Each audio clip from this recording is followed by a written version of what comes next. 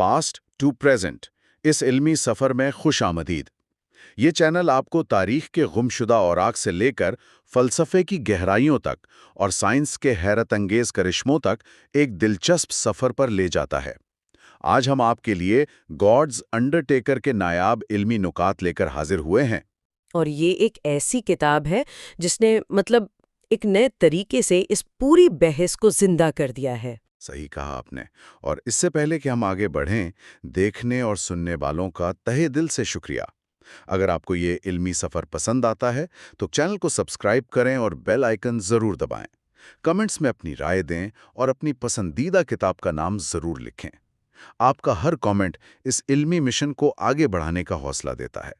بالکل، اور آج کا یہ ڈیپ ڈائیو اس لیے بھی خاص ہے کیونکہ ہم جان سی لینکس کی اس مشہور کتاب کا بالکل غیر جانبدارانہ جائزہ لینے والے ہیں۔ اس میں تاریخی پس منظر، ٹھوس سائنسی دلائل اور فلسفیانہ نکات کو اتنے منظم انداز میں پیش کیا گیا ہے کہ قاری خود فیصلہ کر سکے۔ یہاں میں ایک واضح اعلان کرنا چاہتا ہوں، یہ اس سلسلے کا حصہ اول ہے۔ اس حصے میں ہم درج ذیل چیپٹرز پر گفتگو کریں گے۔ پہلا، انٹروڈکشن، دا گاڈ کوسچن۔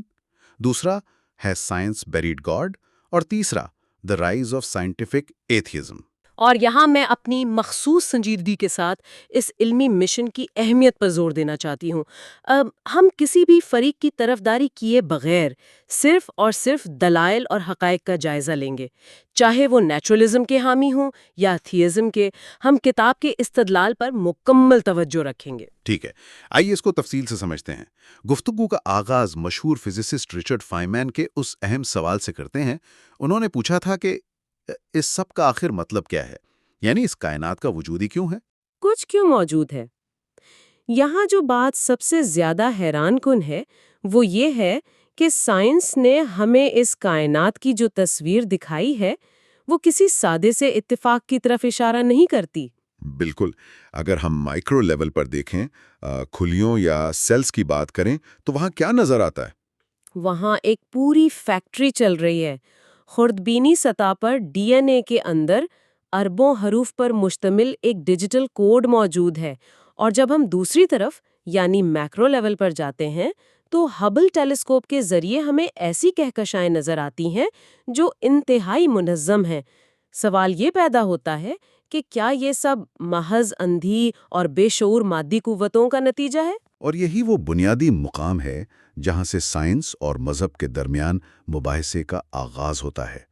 آج کل بہت سے مفکرین، خاص طور پر نیو ایتھیسٹس، یہ مانتے ہیں کہ سائنس نے خدا کو ایک کونے میں دھکیل کر ہمیشہ کے لیے دفن کر دیا۔ صحیح۔ رچرڈ ڈاکنز جیسے مفکرین کا نام اس حوالے سے بہت سامنے آتا ہے۔ ان کا ماننا ہے کہ کائنات کی یہ جو پیچیدگی ہے یہ صرف بظاہر ڈیزائن کی گئی لگتی ہے، یعنی ان کے مطابق یہ حقیقت میں کوئی ڈیزائن نہیں ہے۔ یعنی وہ کہتے ہیں کہ سروائیول اور ایوولوشن نے مل کر یہ شکل دے دی ہے، کسی اصل خالق کا اس میں کوئی ہاتھ نہیں ہے۔ بالکل، لیکن لینکس اس نقطے کی گہرائی میں جاتے ہیں۔ کتاب میں پوچھی گئی ہے یہ بات کہ کیا یہ واقعی صرف بظاہر ڈیزائن ہے یا اس کے پیچھے کوئی حقیقی خالق ہے؟ اور جیسا کہ میں نے پہلے کہا، لینکس قاری کو مجبور نہیں کرتے، بس دونوں نقطۂ نظر کے شواہد بالکل آمنے سامنے رکھ دیتے ہیں۔ یہ بہترین انداز ہے۔ اب اس سے ہم اپنے دوسرے چیپٹر میں داخل ہوتے ہیں۔ Has science buried God? یا کیا سائنس نے خدا کو دفن کر دیا ہے؟ اس حصے میں سائنسی الحاد یا سائنٹیفک ایتھیزم کے دعووں کا بہت باریک بینی سے جائزہ لیا گیا ہے۔ اچھا، اس حوالے سے پیٹر ایٹکنز اور رچرڈ ڈاکنز کا جو موقف ہے وہ بہت آکرامک یعنی بہت شدید ہے۔ بالکل، وہ تو دعوے سے کہتے ہیں کہ مذہب ایک وائرس ہے یا ایک وہم ہے۔ ڈاکنز کے مطابق تو ایمان کا مطلب ہی یہ ہے کہ بغیر ثبوت کے اندھا یقین کر لینا، یعنی بلائنڈ فیتھ۔ ان کے نزدیک اگر آپ ٹھوس ثبوت مانگتے ہیں تو آپ سائنسدان ہیں، اور اگر آپ بغیر سوچے سمجھے مان لیتے ہیں تو آپ مذہبی ہیں۔ اگر ہم اسے وسیع تر پس منظر میں دیکھیں تو جان لینکس اس بات کا بڑا زبردست جوابی استدلال پیش کرتے ہیں۔ لینکس کے مطابق عیسائیت اور دیگر الہامی مذاہب میں ایمان کا جو تصور ہے وہ ہرگز اندھا نہیں ہے۔ تو پھر لینکس اسے کس طرح بیان کرتے ہیں؟ وہ واضح کرتے ہیں کہ ایمان اصل میں شواہد یا ایویڈنس پر مبنی ہے، مثال کے طور پر کائنات کی تخلیق، اس کا نظام اور اس کی ترتیب کو الہامی کتابوں میں خالق کے وجود کی دلیل کے طور پر پیش کیا گیا ہے۔ تو ڈاکنز نے ایمان کی جو تعریف کی ہے نا، یہ ان کی اپنی بنائی ہوئی اسٹرا مین آرگیومنٹ ہے۔ یہ تعریف خود سائنسی شواہد سے مطابقت نہیں رکھتی اور نہ ہی مذاہب اس تعریف کو مانتے ہیں۔ یہاں بات واقعی بہت دلچسپ ہو جاتی ہے۔ عام طور پر یہ سمجھا جاتا ہے کہ جو شخص جتنا زیادہ سائنس پڑھتا ہے وہ اتنا ہی زیادہ خدا سے دور ہو جاتا ہے، لیکن کتاب میں کچھ اعداد و شمار ہیں جو اس بات کو بالکل غلط ثابت کرتے ہیں۔ اور وہ اعداد و شمار واقعی آنکھیں کھول دینے والے ہیں۔ بالکل۔ کتاب میں لارسن اور وتھم کے ایک سروے کا ذکر ہے۔ اصل میں 1916 میں ایک سروے ہوا تھا جس میں سائنسدانوں سے پوچھا گیا تھا کہ کیا وہ کسی ایسے خدا پر یقین رکھتے ہیں جو ان سے راستہ قائم کرتا ہو یا باقاعدہ دعائیں سنتا ہو۔ اور پھر ٹھیک 80 سال بعد 1996 میں وہی سروے دوبارہ کیا گیا، انہی سوالوں کے ساتھ۔ ہاں، اور ان 80 سالوں میں تو سائنس میں ایک انقلاب آ چکا تھا۔ کوانٹم فزکس آ گئی، ڈی این اے دریافت ہو گیا۔ تو عام خیال یہی ہونا چاہیے تھا کہ اب تو خدا پر یقین رکھنے والے سائنسدانوں کی تعداد 0 کے قریب ہو گئی ہوگی۔ لیکن نتیجہ کیا نکلا؟ ہاں، حیران کن طور پر 1996 میں بھی خدا پر یقین رکھنے والے سائنسدانوں کا تناسب تقریباً 40% پر برقرار رہا، یعنی 80 سال کی بے پناہ سائنسی ترقی کے باوجود ان کے عقائد پر کوئی فرق نہیں پڑا۔ یہ اس بات کا بہت بڑا ثبوت ہے کہ سائنس اور مذہب کے درمیان وہ براہ راست جنگ نہیں ہے جو عوام کے ذہنوں میں بٹھا دی گئی ہے۔ کتاب میں چند ایسی مثالیں بھی ہیں جو اس بات کو مزید پختہ کرتی ہیں، جیسے فرانسس کالنز۔ بالکل، فرانسس کالنز جو ہیومن جینوم پروجیکٹ کے ڈائریکٹر رہے، انہوں نے انسانی ڈی این اے کی پوری میپنگ کی تھی۔ اور ان کے علاوہ بل فلپس کی مثال ہے جنہیں فزکس میں نوبل انعام ملا ہے۔ اور یہ دونوں ہی باقاعدہ خدا پر یقین رکھنے والے اور مذہبی لوگ ہیں۔ اس سے ظاہر ہوتا ہے کہ سائنسی ایتھیزم کا جو نظام بنایا گیا ہے اس میں جھول ہے۔ اب ہم تیسرے چیپٹر کی طرف چلتے ہیں، دی رائز آف سائنٹیفک ایتھیزم۔ اس حصے میں بتایا گیا ہے کہ اس الحاد نے تاریخ میں آخر کیوں عروج حاصل کیا۔ یہاں ایک بنیادی سوال اٹھتا ہے، آخر سائنس کو پروان چڑھنے کے لیے کیسا ماحول درکار تھا؟ عام طور پر ہم سمجھتے ہیں کہ مذہب نے سائنس کا راستہ روکا، لیکن تاریخ کچھ اور ہی بتاتی ہے۔ جی، کتاب میں یہی بتایا گیا ہے کہ جدید سائنس کی بنیادیں دراصل اس یقین پر رکھی گئی تھیں کہ کائنات ایک منظم اور باشعور خالق کی بنائی ہوئی ہے۔ کیپلر ہوں، نیوٹن ہوں یا گیلیلیو، ان عظیم سائنسدانوں نے سائنسی تحقیق کی ہی اس لیے کیونکہ وہ فطرت میں ایک قانون یا لا کی توقع رکھتے تھے۔ اور یہ توقع انہیں کہاں سے ملی؟ یہ اس لیے ملی کیونکہ وہ ایک لا گیور یعنی ایک قانون ساز پر پختہ یقین رکھتے تھے۔ یعنی توحید کا جو تصور تھا وہ سائنس کے عروج کی ایک اہم وجہ بنا۔ انہوں نے سوچا کہ اگر ایک عظیم خالق نے یہ کائنات بنائی ہے تو اس کے کام کرنے کا کوئی منظم طریقہ بھی بنایا ہوگا جسے ہمیں دریافت کرنا چاہیے۔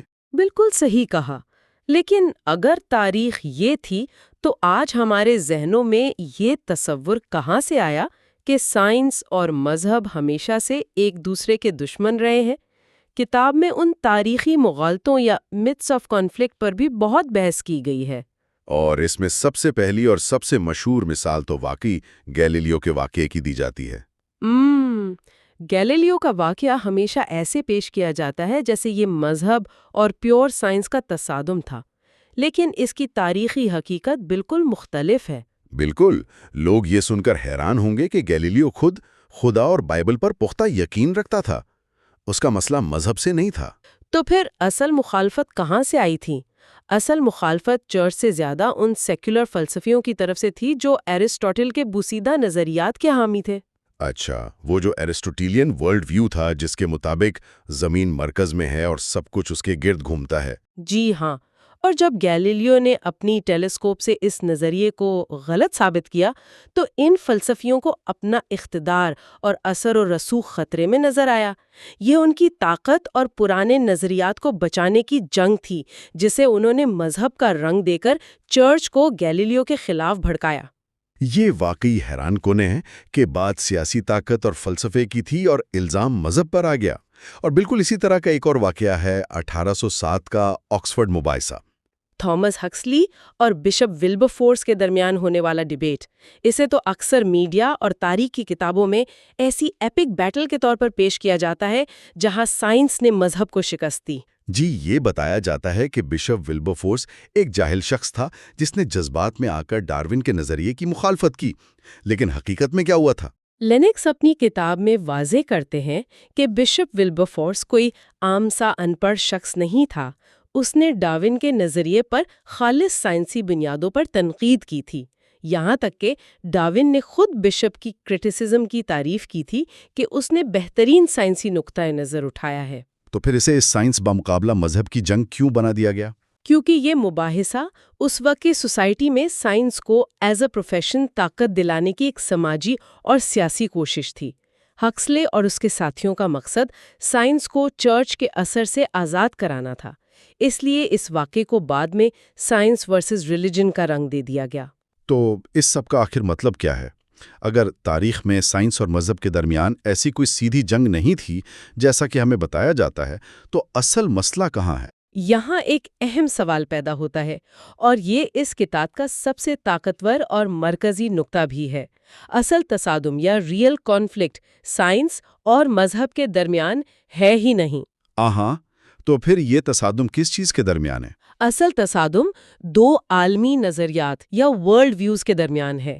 ایک طرف نیچرلزم ہے، یعنی وہ مادی نظریہ جو مانتا ہے کہ اس کائنات میں مادے کے علاوہ کچھ نہیں اور یہی سب کچھ ہے، اور دوسری طرف تھیزم ہے، یعنی خدا پر یقین رکھنے کا نظریہ کہ کائنات کا ایک باشعور خالق ہے۔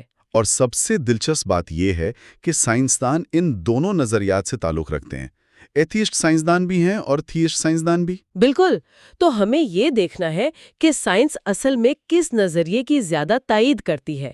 کیا ڈی این اے کی پیچیدگی نیچرلزم کی تائید کرتی ہے، جہاں سب کچھ اندھی قوتوں کا نتیجہ ہے، یا یہ تھیزم کی تائید کرتی ہے کہ اس کے پیچھے ایک ذہن موجود ہے؟ یہ اپروچ اس ساری بحث کا رخ ہی تبدیل کر دیتی ہے۔ اس سے یہ بات واضح ہو جاتی ہے کہ سائنس خود نہ تو مذہبی ہے اور نہ ہی ملحد۔ سائنس ایک طریقہ کار ہے، ایک آلہ ہے جو کائنات کے حقائق کو سمجھنے میں مدد دیتا ہے۔ اور اگر ہم اس پوری بحث کو ایک بہت ہی فکر انگیز سوال پر اختتام کی طرف لے جائیں، ایک ایسی بات جو سننے والوں کو سچ میں سوچنے پر مجبور کر دے گی۔ ضرور، میں سننے کے لیے بالکل تیار ہوں۔ دیکھیں، اگر نیچرلزم درست ہے اور ہمارا دماغ صرف اندھی بے مقصد مادی قوتوں اور کیمیائی تعاملات کا نتیجہ ہے، یعنی اس دماغ کے بننے کے پیچھے کسی سچائی یا ٹروتھ کو جاننے کا کوئی مقصد تھا ہی نہیں، صرف سروائیول کی بات تھی، تو پھر ہم اپنے اسی دماغ کی بنائی ہوئی سائنسی تھیوریز پر کیسے بھروسہ کر سکتے ہیں؟ یہ واقعی گہرا سوال ہے۔ یعنی اگر دماغ خود ایک حادثہ ہے تو اس کی پیدا کردہ سائنس آخری سچائی کیسے ہو سکتی ہے؟ بالکل۔ کیا سائنس کا وجود ہی اس بات کا تقاضا نہیں کرتا کہ اس کائنات کے پیچھے کوئی باشعور ذات ہو؟ تبھی ہماری عقل اس قابل ہوئی ہے کہ وہ اس کائنات کی میتھس اور فزکس کو سمجھ سکے۔ یہ ایک انتہائی زبردست فکر انگیز نقطہ ہے جو اس پورے مطالعے کا نچوڑ بھی پیش کرتا ہے۔ واقعی اس بات پر غور و فکر کرنا بنتا ہے۔ اسی کے ساتھ ہی ہمارا اس علمی سفر کا پہلا حصہ یہاں اختتام پذیر ہوتا ہے، لیکن جیسا کہ ہم نے پہلے بھی کہا تھا، بحث ابھی باقی ہے۔ بے شک، ابھی تو ہم نے صرف بنیاد رکھی ہے۔ اگلے حصے میں ہم مندرجہ ذیل موضوعات پر بات کریں گے: the scope and limits of science, the nature of explanation, اور can science explain everything? اس سفر میں ہمارا ساتھ دینے کے لیے نہایت شکریہ۔ اس سنجیدہ اور فکری انداز میں اپنی سوچوں کو جگائے رکھیے۔ ہم بہت جلد اس ڈسکشن کے دوسرے حصے کے ساتھ آپ کی خدمت میں حاضر ہوں گے۔ تب تک کے لیے اس سوال پر ضرور سوچیے گا کہ کیا واقعی سائنس بغیر کسی باشعور خالق کے اپنا وجود برقرار رکھ سکتی ہے؟ یہ ہماری سیریز کا دوسرا حصہ ہے۔ اس گہرے مطالعے میں ہم اس بات کا جائزہ لیں گے کہ سائنس کیا واضح کر سکتی ہے اور کیا نہیں، اور کیا ریڈکشنزم، تخفیف پسندی، حقیقت کی مکمل وضاحت فراہم کرتی ہے۔ اور آج کی اس نشست کا جو بنیادی مقصد ہے وہ جان لینکس کی مشہور کتاب کے پہلے 3 ابواب کا جائزہ لینا ہے۔ God's Undertaker, has science bread God? जी हाँ, बिल्कुल। मकसद ये समझना है कि साइंसी तरीकाकार और जो हमारे फलसफियाना मफरूज़े हैं, उनके दरमियान असल में क्या फ़र्क है। यानी लकीर कहाँ खींचनी है। बिल्कुल। ये जानना बहुत ज़रूरी है कि कहाँ साइंस वाकई अपने दायरे में काम कर रही है और कहाँ दरअसल फ़लसफ़ा साइंस का लिबादा ओढ़कर सामने आ रहा है। हम किसी मखसूस नज़रिए की वकालत नहीं कर रहे, बस हक़ाइक़ को उनके दुरुस्त तनाज़र में देखने की कोशिश कर रहे हैं। चलिए इसको थोड़ा खोलने की कोशिश करते हैं। जब हम साइंस के दायराकार की बात करते हैं तो अक्सर एक आम तासुर यही मिलता है कि साइंस के पास हर चीज का हतमी जवाब है। हाँ, ये तासुर बहुत आम है। लेकिन अगर हम ज़राए को देखें तो वो बताते हैं कि साइंस बुनियादी तौर पर सिर्फ उन मज़ाहिर की तहकीक के लिए बनाई गई है जो काबिल मुशाहिदा हैं। जिन्हें लेबोरेटरी में बार बार दोहराया जा सकता है। बिल्कुल, जिनका बाकायदा तजुर्बा किया जा सके, यानी कुदरती अवामिल कैसे काम करते हैं। लेकिन सुनने वालों के जहन में फौरन ये सवाल उभरता है कि अगर साइंस सब कुछ नहीं बताती तो फिर साइंसदान किस बुनियाद पर तहकीक करते हैं। हम्म, इस सवाल का जवाब समझने के लिए हमें दो बहुत अहम तसव्वुरात में फ़र्क करना होगा। एक तसव्वुर है तरीक़ाए कार पर मबनी तबीयत पसंदी, जिसे हम मेथडोलॉजिकल नेचुरलिज्म कहते हैं। जी हाँ, और दूसरा तसव्वुर है फ़लसफ़ियाना तबीयत पसंदी यानी फ़िलॉसॉफ़िकल नेचुरलिज्म। अच्छा, ये इस्तिलाहात सुनने में तो काफ़ी भारी लग रही हैं। अगर हम इसे बिल्कुल सादा अल्फाज में बयान करें तो इन दोनों में क्या फ़र्क है? बहुत सादा सी बात है। फर्ज करें एक साइंसदान लेबोरेटरी में काम कर रहा है। उसे सिर्फ उन चीजों से गर्ज है जिन्हें वो देख सकती है या नाप सकती है। सही। जब वो किसी बीमारी की वैक्सीन बना रही है तो वो कुदरती मज़ाहिर के महज कुदरती वजूहात ही तलाश करेगी। वो ये नहीं कहेगी कि ये कीमियाई रद्द-ए-अमल किसी माफ़ौक़ुल फ़ितरत मुदाखलत की वजह से हो रहा है। इसे हम साइंस की ज़ुबान में तरीक़ा कार पर मबनी तबीयत पसंदी कहते हैं। और ये तो तहकीक के लिए एक बहुत ही शानदार और ज़रूरी टूल है।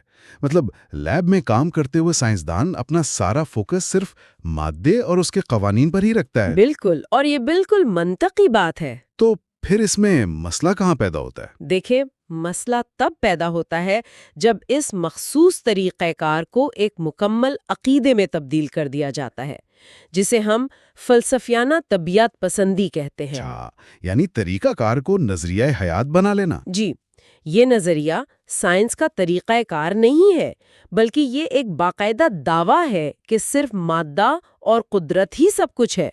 जो लोग इस नज़रिए को मानते हैं वो कहते हैं कि इस मादी दुनिया के बाहर किसी चीज़ का, किसी शऊर का या किसी भी खालिक का कोई वजूद ही नहीं है। ओह, ये फ़र्क वाकई जहन नशीन करने वाला है। मतलब साइंस को बतौर एक टूल इस्तेमाल करना एक बात है, लेकिन ये दावा करना कि इस टूल के अलावा दुनिया में कोई हकीकत है ही नहीं, ये बिल्कुल एक अलग चीज़ है। जॉन लेनेक्स अपनी किताब में ख़ास तौर पर इसी बात पर जोर देते हैं कि अक्सर लोग साइंस और फ़लसफ़ियाना मादा परस्ती को एक ही चीज़ समझने की बहुत बड़ी इल्मी गलती करते हैं।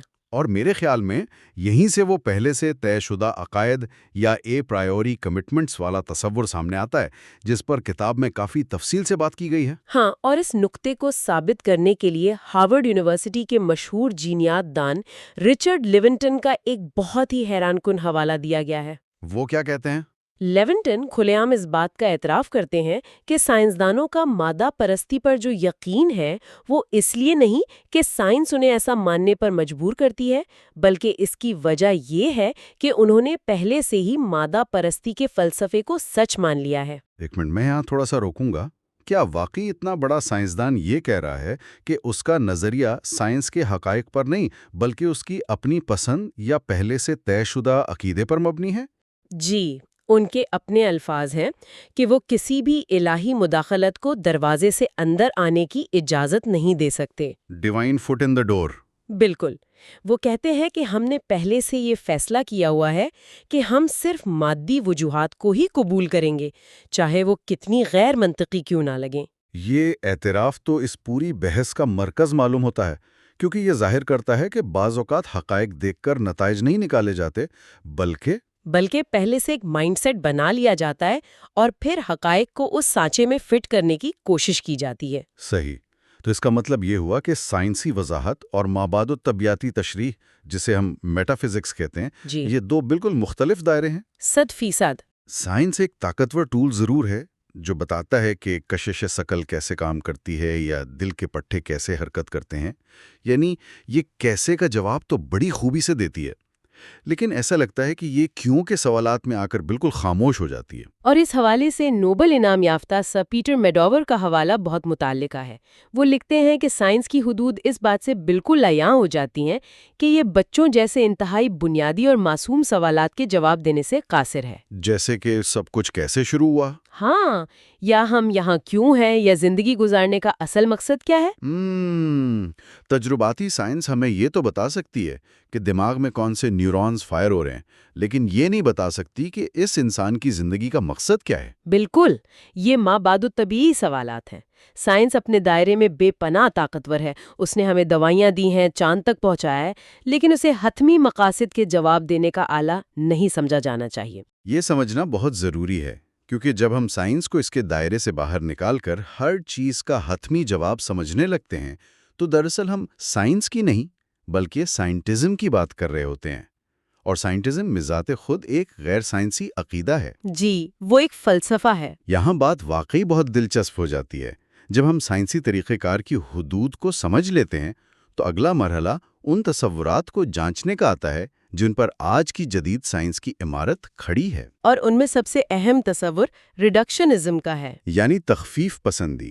عام سننے والوں کے لیے یہ وہ عمل ہے جس میں کسی بھی پیچیدہ چیز کو سمجھنے کے لیے اسے اس کے چھوٹے اور نچلی سطح کے اجزاء میں توڑ دیا جاتا ہے۔ بالکل، جیسے حیاتیات کو کیمسٹری میں سمیٹنا۔ اور کیمسٹری کو فزکس کے بنیادی ذرات میں لے جانا، یہ سوچنا کہ ہر چیز کو بالآخر ایٹموں اور فزکس کے قانون تک گھٹایا جا سکتا ہے۔ اب اس میں کوئی شک نہیں کہ بطور ایک طریقہ کار ریڈکشنزم نے سائنس میں واقعی انقلاب برپا کیا ہے۔ کسی پیچیدہ مشین کو حصوں میں بانٹ کر مطالعہ کرنا علم حاصل کرنے کا بہترین طریقہ ہے۔ لیکن جان لینکس کا بنیادی استدلال یہ ہے کہ مسئلہ تب شروع ہوتا ہے جب اس طریقہ کار کو ایک نظریہ حیات بنا لیا جاتا ہے۔ کسی چیز کے اجزاء کو بیان کر دینا اور اس چیز کے معنی کو بیان کرنا، یہ دو قطعی مختلف باتیں ہیں۔ بہت مختلف۔ کتاب میں دو مختلف قسم کی تخفیف پسندی کا ذکر ہے، طریقہ کار کی تخفیف اور وجودی تخفیف۔ آنٹولوجیکل ریڈکشن، یہ وجودی تخفیف کیا ہے؟ طریقہ کار کی تخفیف تو وہی ہے جو ہم نے بیان کی، پرزوں میں بانٹ کر سمجھنا، لیکن وجودی تخفیف یہ دعویٰ کرتی ہے کہ کوئی بھی چیز اپنے مادی اجزاء کے مجموعے کے سوا کچھ نہیں۔ Nothing but. جی، یہ کے سوا کچھ نہیں والی سوچ بڑی خطرناک ہے۔ اچھا، تو مطلب اگر میں ایک انسان ہوں تو اس نظریے کے مطابق میں صرف کاربن، پانی اور کچھ کیمیکلز کے سوا کچھ نہیں ہوں۔ بالکل، اور مشہور سائنسدانوں رچرڈ ڈاکنز اور فرانسس کرک کی تحریروں میں یہ رجحان بہت نمایاں طور پر ملتا ہے۔ فرانسس کرک باقاعدہ یہ دعویٰ کرتے ہیں کہ انسان کی تمام خوشیاں، اس کے غم، یادیں، احساس ذمہ داری، ارادے، یہ سب کچھ محض اعصابی خلیوں اور ان سے جڑے مالیکیولز کے رویے کے سوا کچھ نہیں ہے۔ اور رچرڈ ڈاکنز کا بھی کچھ ایسا ہی خیال ہے کائنات کے بارے میں؟ جی، وہ کہتے ہیں کہ کائنات محض اندھے ایٹموں کے ٹکرانے کے سوا کچھ نہیں ہے۔ یعنی آپ اعلان کر رہے ہیں کہ ان اجزاء کے علاوہ اس پوری کائنات میں کسی قسم کا کوئی مقصد، شعور، یہ معنی موجود ہی نہیں ہے۔ یہ تو بڑی مایوس کن اور میں کہوں گا مشینی سی تصویر ہے، لیکن کتاب میں اس نظریے کا بڑا کڑا اور منطقی رد کیا گیا ہے۔ مائیکل پولانی کی وہ اینٹوں والی مثال مجھے بہت زبردست لگی۔ ہاں، وہ بہت کمال کی مثال ہے۔ اگر میں اس سے سننے والوں کے لیے بیان کروں تو وہ کچھ یوں ہے کہ فرض کریں کہ ہمارا تعمیر ہو رہی ہے اور اس کی بنیاد اینٹوں پر ہے۔ صحیح۔ اب کیمسٹری اور فزکس کے قوانین یہ تو بڑی خوبی سے بتا دیں گے کہ وہ اینٹ کس مٹی سے بنی ہے، اسے بھٹے میں کس درجہ حرارت پر پکایا گیا ہے، اس کی مضبوطی کیا ہے۔ لیکن کیا دنیا کی کوئی فزکس ہمیں یہ بتا سکتی ہے کہ معمار نے اس عمارت کا نقشہ کیا سوچا تھا؟ بالکل یہی سوال ہے، اور جواب ظاہر ہے کہ نہیں، کیونکہ اینٹ کی کیمسٹری میں عمارت کا ڈیزائن نہیں چھپا ہوتا۔ اسی طرح ایک اور بہترین مثال کاغذ اور سیاہی کی دی گئی ہے۔ وہ اخبار والی؟ جی، فرض کریں آپ کے سامنے ایک اخبار کا صفحہ ہے جس پر کوئی خبر لکھی ہے۔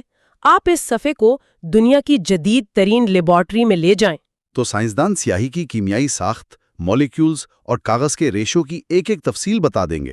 لیکن کیا وہ کیمیائی ساخت یہ بتا سکتی ہے کہ اس صفحے پر لکھے گئے حروف کا مطلب یا پیغام کیا ہے؟ ظاہر ہے نہیں، سیاہی تو صرف ایک مادی چیز ہے۔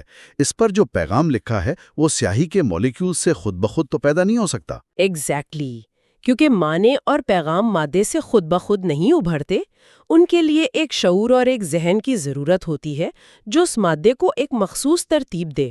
یعنی مادے کی نچلی سطح پر جا کر ہم معلومات اور معنی کی وضاحت نہیں کر سکتے۔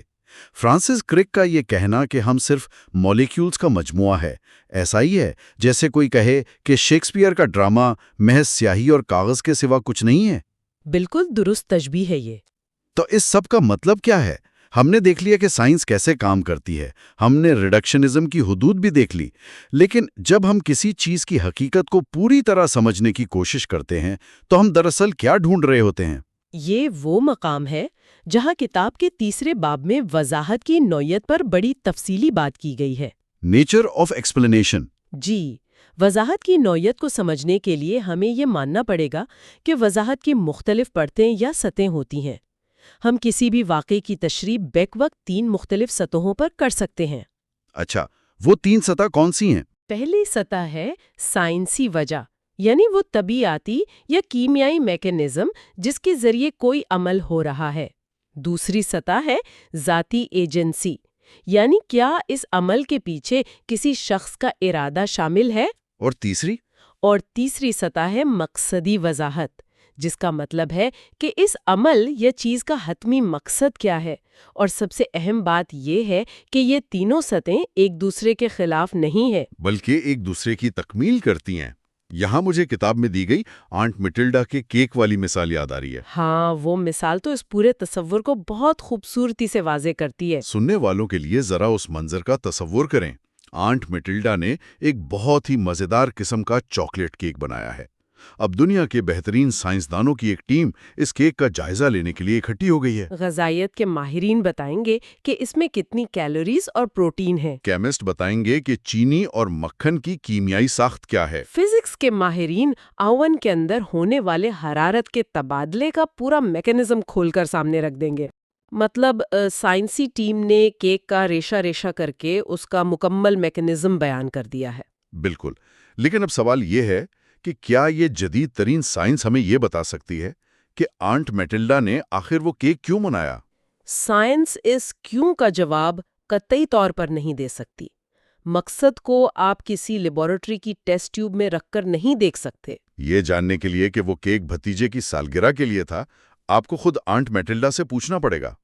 ان کا ارادہ سائنسی دائرہ کار سے باہر کی چیز ہے۔ بالکل، یعنی کیک بننے کی کیمیائی وجہ بھی اپنی جگہ درست ہے اور آنٹ میٹلڈا کا ارادہ بھی اپنی جگہ درست ہے، دونوں میں کوئی تصادم نہیں ہے۔ اسی طرح وہ کیتلی والی مثال بھی بہت دلچسپ تھی۔ ہاں، کیتلی کے ابلنے کی مثال۔ اگر آپ مجھ سے پوچھیں کہ چولہے پر رکھی کیتلی میں پانی کیوں ابل رہا ہے تو میں 2 طرح کے جواب دے سکتی ہوں۔ فزکس والا اور ارادے والا۔ جی، ایک جواب یہ ہے کہ برنر کی حرارت کیتلی کے پیندے سے ٹکرا رہی ہے، پانی کے مالیکیولز میں حرکی توانائی پیدا ہو رہی ہے اور وہ بھاپ بن رہے ہیں، یہ فزکس ہے۔ اور دوسرا جواب یہ ہو سکتا ہے کہ کیتلی اس لیے ابل رہی ہے کیونکہ مجھے چائے پینی ہے۔ اور یہ دونوں جواب بیک وقت 100% درست ہیں۔ ایسا تو نہیں ہے کہ اگر حرارت کے تبادلے کی فزکس سمجھ آ گئی ہے تو اس کا مطلب ہے کہ آپ کی چائے پینے کی خواہش ہی ختم ہو گئی۔ بالکل، یہی وہ غلطی ہے جو اکثر مفکر کرتے ہیں۔ ایک اور مثال جو کتاب میں ہے وہ فورڈ کار کے انجن کی ہے۔ مسٹر فورڈ والی۔ فرض کریں آپ نے انجن کا مطالعہ کیا اور سمجھ گئے کہ اندرونی احتراق کیسے ہوتا ہے، پسٹن کیسے چلتے ہیں۔ اب اگر آپ یہ دعویٰ کریں کہ چونکہ مجھے انجن کا پورا میکانزم سمجھ آ گیا ہے، اس لیے مسٹر فورڈ جنہوں نے یہ انجن ایجاد کیا تھا ان کا کوئی وجود ہی نہیں ہے۔ جی، تو یہ انتہائی غیر منطقی بات ہوگی۔ اگر ہم اسے بڑے پس منظر سے جوڑیں تو واضح ہوتا ہے کہ میکینیکل وضاحت اور ایجنسی ایک دوسرے کی ضد نہیں ہے۔ میکانزم دریافت کر لینے سے ایجنٹ یا خالق کی ضرورت ختم نہیں ہو جاتی۔ بالکل نہیں، بلکہ اگر کسی مشین کا میکانزم بہت زیادہ پیچیدہ اور منظم ہو تو اس بات کا امکان اور بھی بڑھ جاتا ہے کہ اس کے پیچھے کوئی انتہائی ذہین دماغ کار فرما ہے۔ اس لیے یہ سوچنا کہ چونکہ سائنس ہمیں کائنات کے چلنے کے میکینزم بتا رہی ہے، اس لیے کسی خالق کی گنجائش نہیں بچتی، یہ سراسر ایک منطقی خامی ہے جسے کیٹیگری مسٹیک کہتے ہیں۔ ہاں، یہ مثالیں واقعی دماغ کے بند دریچوں کو کھولنے کا کام کرتی ہیں۔ ہم سائنس کو حتمی سچ سمجھ کر اس سے وہ توقعات وابستہ کر لیتے ہیں جن کے لیے وہ بنی ہی نہیں۔ تو اس گہرے مطالعے کے اس حصے کو سمیٹتے ہوئے ہم ان تمام ذرائع سے جو 3 بنیادی نکات اخذ کر سکتے ہیں وہ میں سننے والوں کے لیے دہرانا چاہوں گا۔ جی ضرور۔ پہلا نکتہ یہ کہ سائنس اور طبیعت پسندی ایک چیز نہیں ہے۔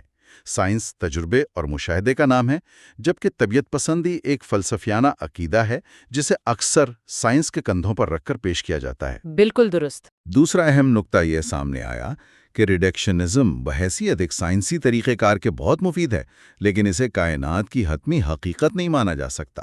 اجزاء کی سمجھ آ جانا زندگی کے معنی اور مقصد کی نفی نہیں ہے۔ اور تیسرا نکتہ یہ کہ وضاحت کی کئی تہیں ہوتی ہیں۔ میکینزم کا جان لینا اور مقصد کا ہونا، یہ دونوں بے وقت ساتھ ساتھ چل سکتے ہیں۔ سائنسی وضاحت مقصدی وضاحت کو باطل نہیں کرتی۔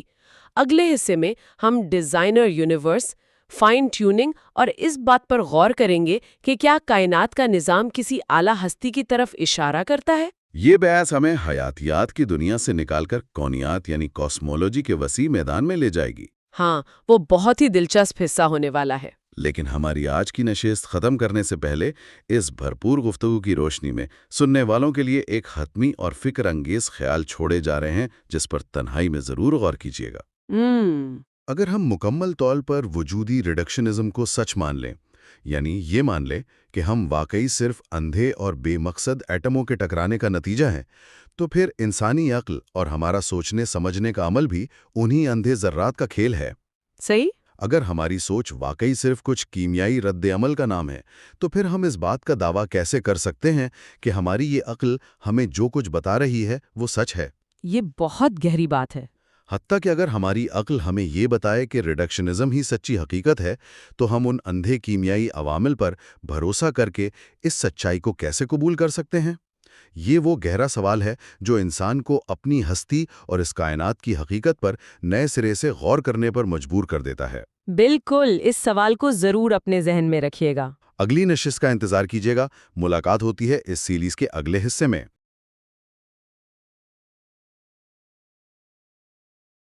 پچھلے حصے میں سائنس اور ریڈکشنزم کی حدود کا جائزہ لیا گیا تھا۔ اب ہم کاسمولوجی اور کائنات کی ساخت کی طرف آتے ہیں۔ جی بالکل۔ اس تحقیق کا بنیادی مقصد یہی ہے کہ ہم جان سی لینکس کی کتاب God's undertaker has science buried God کے حوالوں کا گہرائی سے مطالعہ کریں، خاص طور پر کاسمولوجی اور ان دلائل کا جائزہ لیں جو اس کتاب میں پیش کیے گئے ہیں۔ صحیح۔ اور یہ حصہ اس لیے بھی اہم ہے کیونکہ آج ہم یہ سمجھیں گے کہ کیا کائنات محض اتفاق کا نتیجہ ہے، یعنی چانس، یا کسی ضرورت کے تحت وجود میں آئی نیسیسٹی، یا پھر کسی باقاعدہ منصوبے یعنی ڈیزائن کا حصہ ہے۔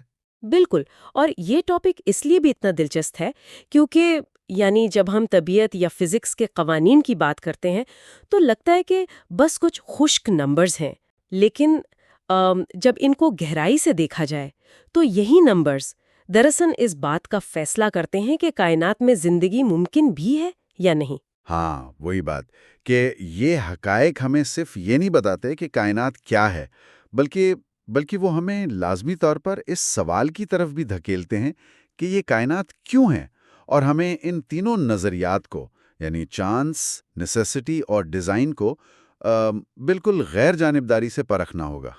اچھا، سب سے پہلے اگر ہم کائنات کے آغاز کی طرف جائیں، یعنی سیکشن 1 کی اگر بات کریں، ڈیزائنر یونیورس کے تصور پر، تو صدیوں تک قدیم فلسفیانوں کا، جیسے ایرسٹوٹل وغیرہ کا، یہی ماننا تھا کہ کائنات ہمیشہ سے موجود ہے۔ جی ہاں، ان کے مطابق کائنات ازالی تھی، اس کی کوئی ابتدا نہیں تھی۔ لیکن پھر جدید کاسمولوجی آتی ہے، خصوصاً بگ بینگ تھیوری، جو یہ بتاتی ہے کہ اسپیس اور ٹائم، یعنی وقت اور جگہ، دونوں کی ایک مخصوص ابتدا ہے۔ اس تحقیق کے حوالے سے اس دریافت کی فلسفیانہ اہمیت آخر کیا تھی؟ اس کے فلسفیانہ اہمیت کو سمجھنا بہت ضروری ہے۔ دیکھیں، اگر کائنات ہمیشہ سے نہیں تھی اور اس کا ایک واضح آغاز ہوا ہے تو اس کا منطقی مطلب یہ نکلتا ہے کہ اسے وجود میں آنے کے لیے کسی وجہ یا کسی کاز کی ضرورت تھی۔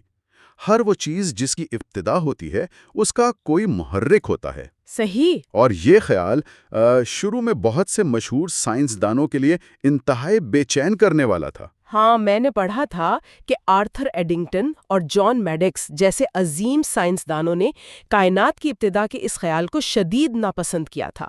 ایڈنگٹن نے تو شاید اسے ریپگننٹ یعنی سخت ناپسندیدہ قرار دیا تھا۔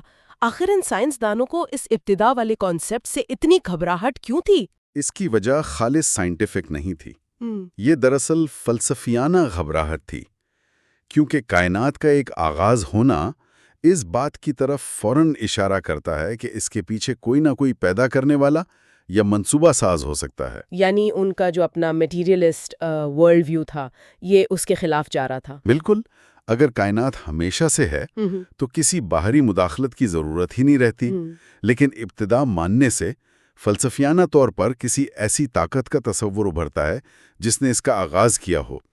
جان لینکس اس بات کو بڑی خوبصورتی سے پوائنٹ آؤٹ کرتے ہیں کہ یہ اعتراضات بیسیکلی فلسفیانہ پریشانی کا نتیجہ تھے۔ لیکن اس پر ایک اور کاؤنٹر آرگیومنٹ بھی تو آتا ہے نا، جیسا کہ آکسفورڈ کی کیمسٹری پروفیسر پیٹر ایٹکنز کا وہ کاسمک بوٹ سٹریپ والا خیال ہے۔ وہ کہتے ہیں کہ کچھ نہیں سے کچھ پیدا ہو سکتا ہے، یعنی کائنات نے خود کو کوانٹم ویکیوم سے پیدا کر لیا۔ یہ پیورلی فزیکل پروسیس لگتا ہے سننے میں، تو اس دلیل میں کیا مسئلہ ہے؟ مسئلہ یہ ہے کہ یہاں ایبسلیوٹ نتھنگ یعنی مکمل صفر اور فزیکل نتھنگ یعنی کوانٹم ویکیوم کے درمیان زمین آسمان کا فرق ہے، اور اس فرق کو اکثر گول مول کر دیا جاتا ہے۔ مطلب جب وہ نتھنگ کہتے ہیں تو وہ اصل میں نتھنگ نہیں ہوتا؟ جی ہاں، جب ایٹکنز یا کوئی اور سائنسدان یہ کہتے ہیں کہ کائنات نے خود کو کوانٹم ویکیوم سے پیدا کیا، تو اس ویکیوم اور اسے چلانے والے فزیکل لاز کا وجود تو آپ کو پہلے سے ہی ماننا پڑتا ہے نا؟ اچھا، یعنی فزکس کے قوانین پہلے سے موجود ہیں۔ بالکل، اور دیکھیے قوانین خود کوئی چیز پیدا نہیں کرتے۔ اگر ہم نیوٹن کے قوانین کی مثال لیں تو وہ وضاحت ضرور کرتے ہیں کہ بلیئرڈ کی بال کیسے حرکت کرتی ہے، لیکن وہ خود بال کو حرکت میں نہیں لا سکتے، اس کے لیے کسی کھلاڑی کو سٹک سے ہٹ کرنا پڑتا ہے۔ صحیح پکڑا آپ نے۔ اس لیے اگر کچھ نہیں سے مراد واقعی ایبسولوٹ نتھنگ ہے تو وہاں سے کسی بھی چیز کا بغیر کسی کاز کے پیدا ہونا منطقی طور پر دماغ تسلیم ہی نہیں کر سکتا۔ یہ واقعی بہت اہم وضاحت ہے، اور اسی آغاز اور اس کی پیچیدگی سے ہماری گفتگو کا دوسرا اہم حصہ نکلتا ہے، یعنی فائن ٹیوننگ یا کائنات کا دقیق توازن۔ ہاں، یہ میرا پسندیدہ حصہ ہے۔ اور اس کو سمجھنے کے لیے اگر میں ایک عام سی مثال دوں، جیسے پرانے زمانے میں ریڈیو ہوتے تھے جن پر ڈائل سیٹ کرنا پڑتا تھا کسی اسٹیشن کو سننے کے لیے۔ اگر ڈائل تھوڑا سا بھی آگے پیچھے ہو جائے تو آواز آنا بند ہو جاتی ہے اور صرف شور سنائی دیتا ہے۔ بالکل ایسی۔ کائنات کے جو بنیادی قوانین اور نمبرز ہیں ان کی سیٹنگ بھی بالکل اس ریڈیو ڈائل کی طرح ہے۔ اگر ان میں زیادہ نہیں صرف بال برابر بھی فرق ہوتا تو کائنات تو بن جاتی، لیکن زندگی کا وجود اس میں بالکل ناممکن ہوتا۔ تو جب ہم ان فنڈامنٹل کانسٹنٹس کی بات کرتے ہیں تو یہ پروبیبلٹیز اصل میں کتنی حیران کن ہے۔ بغیر کسی مبالغے کے یہ پروبیبلٹیز انسان کے ہوش اڑا دینے والی ہیں۔ اگر ہم ان کی سائنٹیفک تحقیق کو دیکھیں، جیسا کہ فریڈ ہائل کی کاربن ریزوننس کی تحقیق ہے، زندگی کے لیے کاربن کا ہونا لازمی ہے، ہمارا ڈی این اے وغیرہ سب اس پر مبنی ہے۔ جی ہاں۔ ہائل نے دریافت کیا کہ ستاروں کے اندر جب نیوکلیئر فیوژن کے ذریعے کاربن بنتا ہے تو اس کے انرجی لیولز میں انتہائی دقیق توازن ضروری ہے۔ اگر ان انرجی لیولز میں صرف 1% یعنی 1% کا بھی فرق ہوتا تو کائنات میں کاربن بنتا ہی نہیں۔ صرف 1%؟ صرف 1%۔ اور ہائل، جو کہ تھیسٹ یعنی کسی خدا یا مفوقہ فطرت طاقت کو ماننے والوں میں سے نہیں تھے، وہ اس دریافت سے اتنے حیران ہوئے کہ انہوں نے لکھا کہ ایسا لگتا ہے جیسے کسی عظیم عقل نے فزکس اور کیمسٹری کے ساتھ کھلواڑ کیا ہے۔ یہ واقعی دماغ کو سن کر دینے والی بات ہے، اور صرف کاربن تک تو بات رکتی نہیں۔ میں نے جو نمبرز دیکھے اسٹرانگ نیوکلیئر فورس اور الیکٹرو میگنیٹک فورس کے توازن کے حوالے سے، وہ 10⁻16 یعنی 1 کے بعد 16 صفر میں سے ایک حصے کا توازن بتاتے ہیں۔ جی، 10 کی پاور 16 اور یہی نہیں، اگر ہم گریوٹی اور الیکٹرومیگنیٹک فورس کے آپس کے توازن کی بات کریں تو وہ اس سے بھی زیادہ دقیق ہے۔ وہ نمبر ہے 10 کی پاور 40 میں ایک حصے کا توازن۔ 10 کے بعد 40 صفر، یعنی اس نمبر کی بڑائی کا تو اندازہ لگانا ہی مشکل ہے۔ اگر پوری کائنات میں موجود ریت کے ذروں کی تعداد کو بھی دیکھ لیں تو وہ بھی اس نمبر کے سامنے کچھ نہیں ہے۔ بالکل، اور آپ فرض کریں اگر اس کائنات جتنے ریت کے ڈھیر میں سے ایک ذرہ نکال دیا جائے یا ایک نیا ذرہ شامل کر دیا جائے اور گریوٹی صرف اس معمولی حصے کے برابر ادھر ادھر ہو جائے تو معلوم ہے کیا ہوگا؟ کیا کائنات کا سٹرکچر کولیپس ہو جائے گا؟ یا تو ستارے اتنی جلدی جل جاتے کہ زندگی کو پنپنے کا وقت ہی نہ ملتا، یا پھر وہ مٹیریل کبھی اکٹھا ہی نہ ہو پاتا جس سے سیارے اور زمین بن سکیں۔ دونوں صورتوں میں ہم یہاں بات کرنے کے لیے موجود نہ ہوتے۔ یہ تو ہوئی ایٹم اور ستاروں کی بات، لیکن کائنات کے ایکسپینشن ریٹ یعنی جو اس کے پھیلنے کی رفتار ہے اس پر بھی لینکس نے کتاب میں بہت روشنی ڈالی ہے۔ پلانک ٹائم پر، یعنی بگ بینگ کے 10⁻⁻43 سیکنڈز بعد کے قلیل وقت میں اس وقت ایکسپینشن کا توازن کیا تھا؟ وہ نمبر اور بھی عظیم ہے۔ ایکسپینشن ریٹ اور گریوٹی کی پل کا توازن اس وقت 10⁻55 میں ایک حصے پر مقرر تھا۔ 10 کی طاقت 55۔ ہاں، اگر ایکسپینشن تھوڑی سی بھی تیز ہوتی تو کائنات کا مواد اتنا دور دور بکھرا جاتا کہ گیلیکسیز کبھی وجود میں ہی نہ آتی، اور اگر تھوڑی سی بھی دھیمی ہوتی تو گریوٹی میٹر کو واپس کھینچتے ہوئے کائنات کو کولیپس کر دیتی۔ اور اس سب میں جو کانسیپٹ سب سے زیادہ حیران کن لگتا ہے وہ انٹروپی کا حساب ہے، جس پر مشہور میتھمیدان راجر پین روز نے تحقیق کی۔ انٹروپی کو اگر آسانہ لفظوں میں کہیں تو یہ کائنات میں بے ترتیبی یا ڈس آرڈر کی پیمائش ہے۔ صحیح، جیسا کہ ایک بند کمرہ وقت کے ساتھ خود ہی گندا اور بکھراوا ہو جاتا ہے۔ بالکل۔ تھرمو ڈائنامکس کے دوسرے قانون کے تحت چیزوں کا ترتیب سے بے ترتیبی کی طرف جانا، تو سر راجر پین روز نے حساب لگایا کہ کائنات کا آغاز اتنی مخصوص، منظم اور لو انٹروپی حالت میں ہونے کا امکان آخر کتنا تھا، اور جو نمبر انہوں نے نکالا وہ تھا 10⁻⁻123 میں ایک حصہ۔ یہ نمبر یعنی اتنا بڑا ہے کہ اگر کائنات کے ہر پروٹون اور نیوٹرون پر ایک صفر لکھ دیا جائے تب بھی یہ گنتی پوری نہیں ہو سکتی۔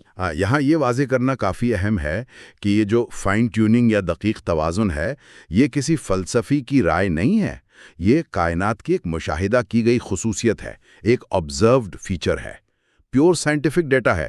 ڈیٹا پر آپس میں کوئی اختلاف نہیں ہے طبیعت دانوں کا۔ اختلاف صرف اس کی وضاحت یا تشریح پر ہے۔ جی بالکل، یہ ڈیٹا واضح کرتا ہے کہ یہ جو معمولی تبدیلیاں ہیں یہ زندگی کو اس لیے ناممکن بناتی ہیں کیونکہ انہی کانسٹنٹس کی وجہ سے وہ تمام بنیادی چیزیں بنتی ہیں، ستارے، سیارے، کاربن، جو زندگی کے لیے درکار ہیں۔ صحیح، تو یہاں سے ایک بڑا فلسفیانہ سوال جنم لیتا ہے جس پر کتاب میں کافی بحث کی گئی ہے۔ اگر کائنات اور اس کے قوانین اس قدر پرفیکٹ ہیں تو کیا اسے ہمارا پہلے سے پتا تھا؟ جیسا کہ فریمن ڈائسن نے ایک مرتبہ کہا تھا کہ کائنات نے شاید پہلے سے ہی ہماری آمد کی تیاری کر رکھی تھی، اور یہاں سے اینتھروپک پرنسپل کا تعارف ہوتا ہے۔ ہاں، جب لوگ ان پروبیبلٹیز کو دیکھتے ہیں اور وہ کسی قسم کے منصوبے یعنی ڈیزائن کو قبول نہیں کرنا چاہتے تو وہ اکثر ویک اینتھروپک پرنسپل یعنی WAP کا سہارا لیتے ہیں۔ تو یہ ویک اینتھروپک پرنسپل آخر کہتا کیا ہے؟ کہ اس فائن ٹیوننگ میں کوئی حیران ہونے والی بات نہیں ہے اور نہ ہی کسی سپر انٹلیکٹ کو تلاش کرنے کی ضرورت ہے۔ ہم زندہ ہیں اس لیے ہمیں ایسی کائنات نظر آ رہی ہے، بات ختم۔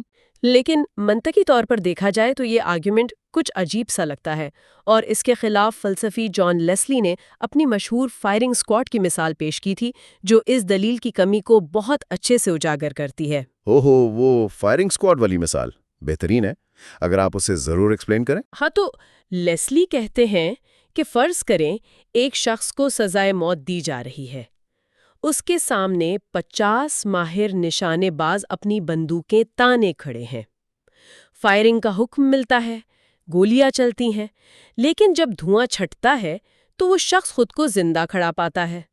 50 کے 50 نشانے باز چوک گئے۔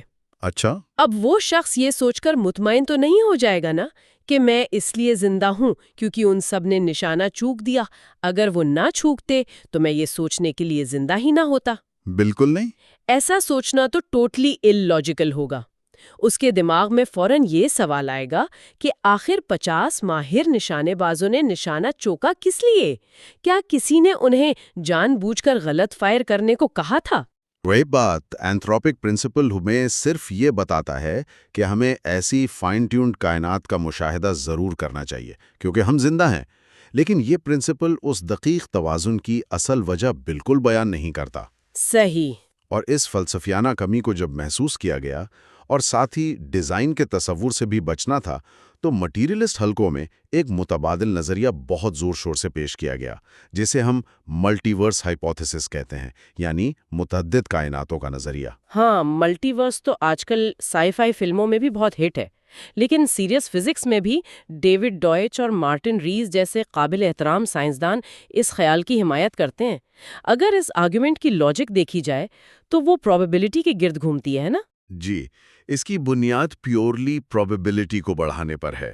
ان کا ماننا ہے کہ شاید کائنات بننے کا عمل صرف ایک بار نہیں ہوا، بلکہ لاتعداد کائناتیں وجود میں آئیں اور ہر کائنات کے فنڈامنٹل قوانین اور نمبرز ایک دوسرے سے الگ تھے۔ تو اگر ٹریلینز اور زلینز کائناتیں ہوں تو سٹیٹسٹکس کے مطابق کسی نہ کسی ایک میں توازن کا ٹھیک نکل آنا نیچرل لگتا ہے۔ بالکل، اور ہم صرف اس ایک مخصوص کائنات میں رہتے ہیں جہاں یہ توازن ٹھیک بیٹھ گیا، اس لیے ہمیں لگتا ہے کہ یہ فائن ٹیونڈ ہے۔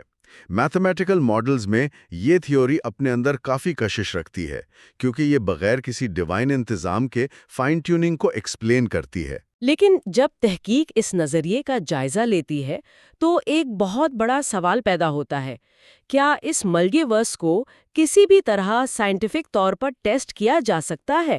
کیونکہ جہاں تک میں نے پڑھا ہے، جان پولکنگہورن اور ایڈورڈ ہیریسن جیسے فلسفیوں نے اس پر شدید تنقید کی ہے۔ اور وہ تنقید بالکل بجا ہے۔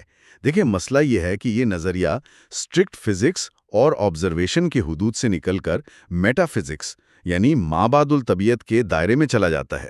دوسری کائناتوں کا ہماری اس کائنات سے کوئی فزیکل کنیکشن یا رابطہ تو ہوتا نہیں ہے۔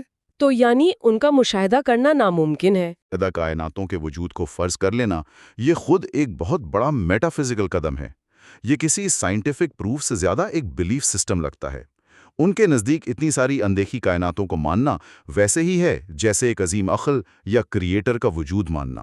دونوں ہی فزکس کی ڈائریکٹ ٹیسٹنگ سے باہر ہیں۔ اور اسی میٹا فزیکل مقام پر جان لینکس کی اسٹرکچرڈ ریزننگ بہت مضبوط داخل ہوتی ہے۔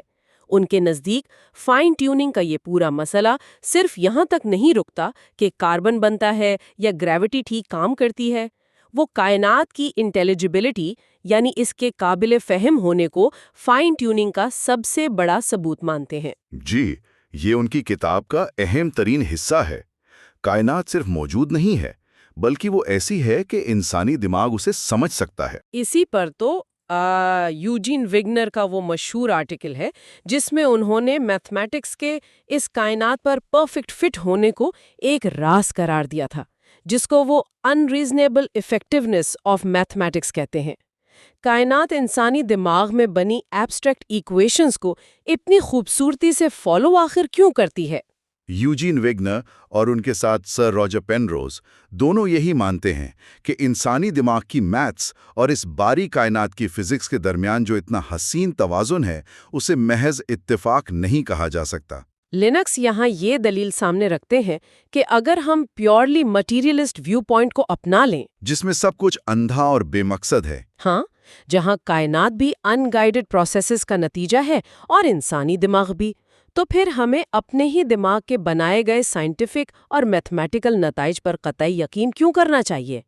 اگر دونوں کے درمیان کوئی مقصد ہی نہیں ہے تو ان میں آپس میں تال میل کیسا؟ لیکن اس کے برعکس اگر ہم منصوبے یعنی ڈیزائن ہائپوتھیسس کو دیکھیں تو یہ فلسفیانہ مسئلہ بہت سموتھلی حل ہو جاتا ہے، کیونکہ پھر ایک ہی عظیم عقل یعنی ایک مائنڈ نے کائنات کو ڈیزائن کیا اور اسی نے انسانی دماغ کو اس کائنات کو دریافت کرنے کی صلاحیت دی۔ بالکل، اس صورت میں ان دونوں کے درمیان مناسبت ہونا کوئی حیران کن بات نہیں رہتی، بلکہ متوقع یعنی ایکسپیکٹڈ بات بن جاتی ہے۔ تو اس سب گفتگو اور سائنٹیفک پوائنٹ آف ویوز کو سمیٹتے ہوئے اگر مختصر خلاصہ نکالا جائے تو یہ سمجھ آتا ہے کہ ہماری کائنات ایک ایسی جگہ ہے جو ریاضی کے حساب سے انتہائی دقیق اور منظم ہے۔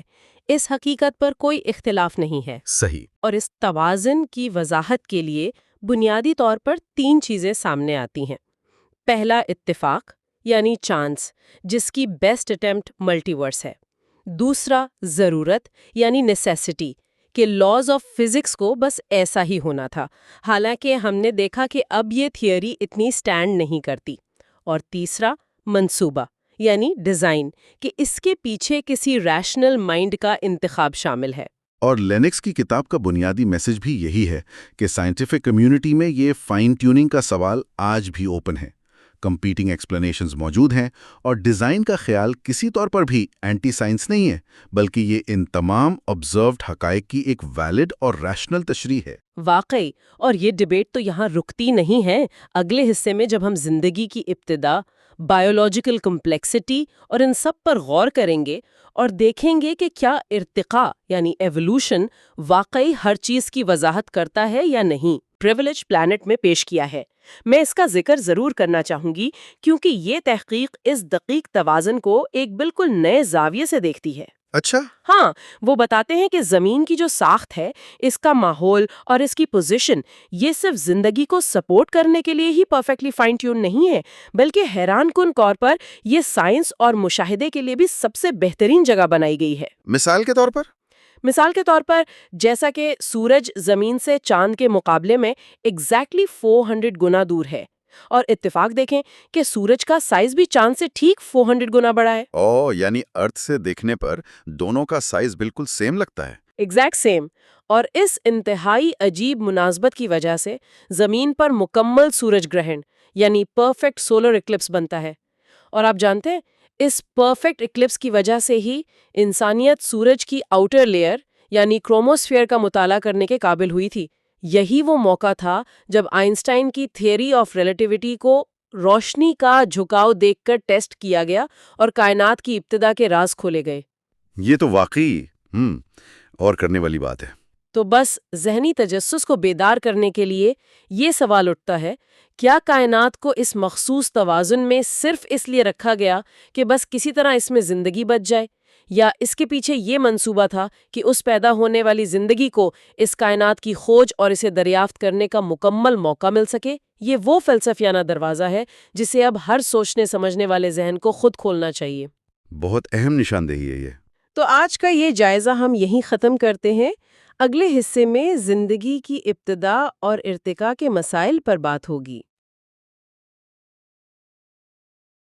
اچھا، گزشتہ حصے میں یعنی ہمارے پارٹ 3 میں ہم نے کاسمولوجی اور کائنات کی فائن ٹیوننگ پر بڑی تفصیل سے بات کی تھی۔ ہم نے یہ دیکھا تھا کہ کائنات کے طبعی قوانین کس قدر نپے تلے ہیں۔ جی بالکل، اور وہ اعداد و شمار واقعی حیران کن تھے۔ ہاں، تو اس حصے میں کائنات کی ان لامحدود وسعتوں سے نکل کر ہم خود زندگی کی حیرت انگیز پیچیدگیوں کی طرف قدم بڑھا رہے ہیں۔ جان لینکس کی کتاب کا جو ہم تفصیلی جائزہ لے رہے ہیں، اس کے چوتھے حصے میں آج ہم 3 بڑے سوالات کو سمجھیں گے۔ پہلا یہ کہ کیا بایوسفیئر واقعی ڈیزائن کیا گیا ہے؟ دوسرا، ارتقاء یا ایوولوشن کی اصل نوعیت اور حدود کیا ہیں؟ اور تیسرا کہ زندگی کا آغاز یعنی وہ پہلا خلیہ آخر کیسے وجود میں آیا؟ بالکل، اور اس گفتگو کو شروع کرنے سے پہلے ایک بہت ہی بنیادی اصول طے کرنا ضروری ہے۔ جی، وہ کیا؟ دیکھیں، ہم یہاں کسی ایک مخصوص نظریے کی حمایت نہیں کر رہے۔ ہمارا مقصد غیر جانبدارانہ طور پر سائنسی حقائق کو دیکھنا ہے، اور سب سے اہم بات یہ ہے کہ ہم سائنس کے بتائے ہوئے میکینزم اور ان حقائق سے جو فلسفیانہ نتائج نکالے جاتے ہیں، ان دونوں کو الگ الگ کر کے دیکھیں گے۔ صحیح، یعنی سائنس کیا کہہ رہی ہے اور لوگ اس کا مطلب کیا نکال رہے ہیں، یہ دو الگ باتیں ہیں۔ بالکل، عموماً ہوتا یہ ہے کہ لوگ سائنس کو اپنے مخصوص ورلڈ ویو یا نظریے کے ساتھ ملا دیتے ہیں۔ جان لینکس یہی کہتے ہیں کہ ہمیں ان دونوں چیزوں کے درمیان فرق کرنا سیکھنا چاہیے۔ ٹھیک ہے، آئیے اس کے مختلف پہلوؤں کو گہرائی سے سمجھتے ہیں۔ تو شروعات کرتے ہیں اپنے پہلے موضوع سے، ڈیزائنر بائیوسفیئر۔ جب ہم حیاتیاتی نظام کی پیچیدگی کی بات کرتے ہیں تو عام طور پر ذہن میں انسانی جسم یا کوئی جانور آتا ہے۔ جی بالکل۔ لیکن اگر ہم صرف ایک معمولی سے خلیے یعنی سیل کے اندر جھانکیں تو ایسا لگتا ہے جیسے ہم کسی انتہائی جدید مائکرو فیکٹری میں آ گئے ہیں۔ ایک ایسی فیکٹری جو اپنے آپ چل رہی ہے۔ ہاں، وہاں پروٹین کی مشینیں کام کر رہی ہیں، مولیکیولر موٹرز چل رہی ہیں، ڈی این اے کی نقل بن رہی ہے۔ یہ سب اتنا منظم ہے کہ عقل دنگ رہ جاتی ہے۔ اور یہاں سب سے حیران کن بات یہ ہے کہ یہ مشینیں اتنی چھوٹی ہیں کہ 1 ملی میٹر کے 1000ویں حصے میں سما جاتی ہیں۔ جب کوئی ماہر حیاتیات یہ سب دیکھتا ہے تو پہلا تاثر یہی ملتا ہے کہ یہ سب کسی نے بہت سوچ سمجھ کر ڈیزائن کیا ہے۔ تو پھر اختلاف کہاں ہے؟ اگر یہ ڈیزائن لگ رہا ہے تو اسے ماننے میں کیا مسئلہ ہے؟ مسئلہ یہیں سے شروع ہوتا ہے۔ سائنس کی دنیا میں اسے ظاہری بمقابلہ حقیقی ڈیزائن کی بحث کہا جاتا ہے۔ رچرڈ ڈاکنز اور فرانسس کرک جیسے بڑے نام یہ مانتے ہیں کہ بظاہر یہ چیزیں ایسی لگتی ہیں کہ کسی مقصد کے لیے بنائی گئی ہیں، لیکن ان کے نزدیک یہ ڈیزائن حقیقی نہیں ہے، بلکہ یہ صرف ایک وہم ہے۔ وہم؟ مطلب وہ یہ کہہ رہے ہیں کہ اتنا پرفیکٹ نظام خود بخود بن گیا اور یہ صرف ہمیں لگ رہا ہے کہ ڈیزائن ہے؟ جی، ڈاکنز اسے بلائنڈ واچ میکر یا اندھے گھڑی ساز کا نام دیتے ہیں۔ ان کا استدلال یہ ہے کہ قدرتی انتخاب اور اندھے مادی عوامل مل کر وقت کے ساتھ ایسی پیچیدگی پیدا کر سکتے ہیں جو ڈیزائنر کی بنائی ہوئی معلوم ہوتی ہے۔ لیکن پھر تو سائنس کے اندر سے ہی ایک اور نظریہ بھی سامنے آتا ہے نا۔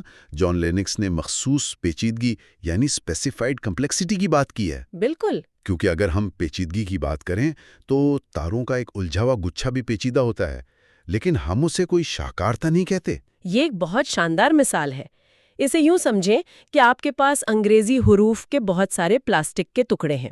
آپ انہیں ہوا میں اچھالتے ہیں، وہ زمین پر گرتے ہیں اور بکھر جاتے ہیں۔ جی، اب ان کی جو ترتیب بنی ہے وہ ایک پیچیدہ پیٹرن ضرور ہے، کیونکہ اس ترتیب کا دوبارہ بننا مشکل ہے، لیکن اس کا کوئی مطلب نہیں ہے۔ یہ صرف کمپلیکسٹی ہے۔ صحیح۔ لیکن اگر وہی حروف اس طرح رکھے ہوں کہ ان سے شیکسپیئر کا کوئی جملہ بن رہا ہو تو اب یہ صرف پیچیدہ نہیں رہا، بلکہ یہ اسپیسیفائڈ یا مخصوص ہو گیا ہے۔ ڈی این اے کے اندر ہمیں یہی بامعنی ہدایات ملتی ہیں۔ واہ، یہ بہت واضح فرق ہے۔ اور اسی بات سے جڑا ایک اور تصور بھی ہے جسے مائیکل بیہے نے پیش کیا تھا، ناقابل تقلیل پیچیدگی یا ارریڈیوسیبل کمپلیکسٹی۔ جی ہاں، مائیکل بیہے کا کام اس حوالے سے بہت اہمیت رکھتا ہے۔ اگر میں درست سمجھ رہا ہوں تو ان کا کہنا یہ ہے کہ کچھ نظام اتنے پیچیدہ ہوتے ہیں کہ اگر ان کا ایک پرزہ بھی نکال دیا جائے تو وہ پورا نظام کام کرنا چھوڑ دیتا ہے۔ بالکل درست، اور اسے سمجھانے کے لیے وہ چوہے دان کی ایک بڑی مشہور مثال دیتے ہیں۔ وہ عام سا لکڑی والا چوہے دان؟ جی وہی۔ اس میں ایک لکڑی کا تختہ ہوتا ہے، ایک سپرنگ، ایک ہتھوڑا اور ایک کیچ جہاں پنیر رکھتے ہیں۔ اب اگر آپ ان میں سے کوئی ایک چیز مثلاً صرف سپرنگ ہٹا دیں تو وہ چوہا نہیں پکڑے۔ بالکل، وہ آدھا کام نہیں کرے گا یا چھوٹے چوہے نہیں پکڑے گا، بلکہ وہ مکمل طور پر ناکارہ ہو جائے گا۔ تمام حصوں کا ایک ہی وقت میں موجود ہونا ضروری ہے۔ صحیح، یعنی ارتقاء کا وہ تصور کہ چیزیں آہستہ آہستہ ایک ایک پرزہ کر کے جوڑتی ہیں، وہ یہاں آ کے رک جاتا ہے۔ بینی اور بیہے اسی مثال کو خلیے کے اندر موجود ایک موٹر پر لاگو کرتے ہیں جسے بیکٹیریل فلیجلم کہا جاتا ہے۔ یہ موٹر بیکٹیریا کو تیرنے میں مدد دیتی ہے۔ یہ وہی موٹر ہے جس میں 40 کے قریب پروٹین کے پرزے ہوتے ہیں؟ جی، اس میں باقاعدہ روٹر، سٹیٹر اور ڈرائیو شافٹ ہوتا ہے۔ بیہے کا استدلال ہے کہ ارتقائی عمل جو اندھی تبدیلیوں پر مبنی ہے وہ ایسی مشین نہیں بنا سکتا، کیونکہ جب تک 40 کے 40 پرزے نہیں جڑیں گے موٹر چلے گی نہیں۔ اور ارتقاء کا اصول ہے کہ جو چیز کارآمد نہیں وہ ضائع ہو جاتی ہے، تو یہ مشین یکدم اور مکمل حالت میں ہی وجود میں آ سکتی ہے۔ یہ تو واقعی ایک چکرا دینے والی بات ہے، لیکن یہاں ایک سوال یہ بھی تو پیدا ہوتا ہے کہ جب سائنسدان اس موٹر کے کام کرنے کا طریقہ دریافت کر لیتے ہیں تو کیا اس میکانزم کو سمجھنے کے بعد ڈیزائنر کی ضرورت ختم نہیں ہو جاتی؟ یہ بہت عام غلط فہمی ہے۔ جان لینکس نے اسے ہنری فورڈ کی کار کی مثال سے بڑا خوبصورت سمجھایا ہے۔ کار کے انجن والی مثال؟ جی، فرض کریں آپ فورڈ کار کے انجن کا مطالعہ کرتے ہیں اور سمجھ جاتے ہیں کہ پسٹن کیسے چلتا ہے، سپارک پلگ کیسے کام کرتا ہے۔ اب کیا آپ یہ کہیں گے کہ چونکہ مجھے میکانزم سمجھ آ گیا ہے اس لیے مسٹر ہنری فورڈ کا کوئی وجود نہیں؟ ظاہر ہے یہ تو بڑی مذاق خیز بات ہوگی۔ ہنری فورڈ نے ہی تو وہ میکانزم بنایا ہے۔ بالکل۔ میکانزم سمجھ لینے کا مطلب یہ نہیں کہ اس میکانزم کو بنانے والے کا انکار کر دیا جائے۔ سائنس ہمیں بتاتی ہے کہ چیزیں کیسے کام کرتی ہیں، وہ معنی یا مقصد نہیں بتاتی۔ کیا زبردست وضاحت ہے۔ سائنس میکانزم بتاتی ہے، ورلڈ ویو اس کا مطلب نکالتا ہے۔ تو اسی نقطے سے ہم اپنی گفتگو کے دوسرے حصے کی طرف چلتے ہیں، ارتقاء کی نوعیت اور اس کی حدود۔ ایوولوشن کا موضوع۔ ہم سب نے ڈارون کے نظریے کے بارے میں پڑھا ہے، قدرتی انتخاب، میوٹیشن اور ماحول سے مطابقت پیدا کرنا۔ جیسے وہ گیلاپیگوس جزیرہ کی فنچز کی مثال دی جاتی ہے کہ ان کی چونچیں ماحول کے حساب سے بدل گئیں۔ جی کیا جان لینکس یا اس نظریے کے ناقدین ان چھوٹی تبدیلیوں کو مانتے ہیں؟ جی بالکل، اس سے تو کوئی بھی سنجیدہ سائنسدان انکار نہیں کرتا۔ اسے مائکرو ایوولوشن یا چھوٹے پیمانے کا ارتقاء کہتے ہیں۔ تو یعنی یہ ایک تسلیم شدہ حقیقت ہے؟ بالکل، ہم اسے لیبارٹری میں دیکھ سکتے ہیں۔ بیکٹیریا کا اینٹی بائیوٹکس کے خلاف مزاحمت پیدا کر لینا اس کی بہترین مثال ہے۔ سائنس اس کی مکمل تصدیق کرتی ہے۔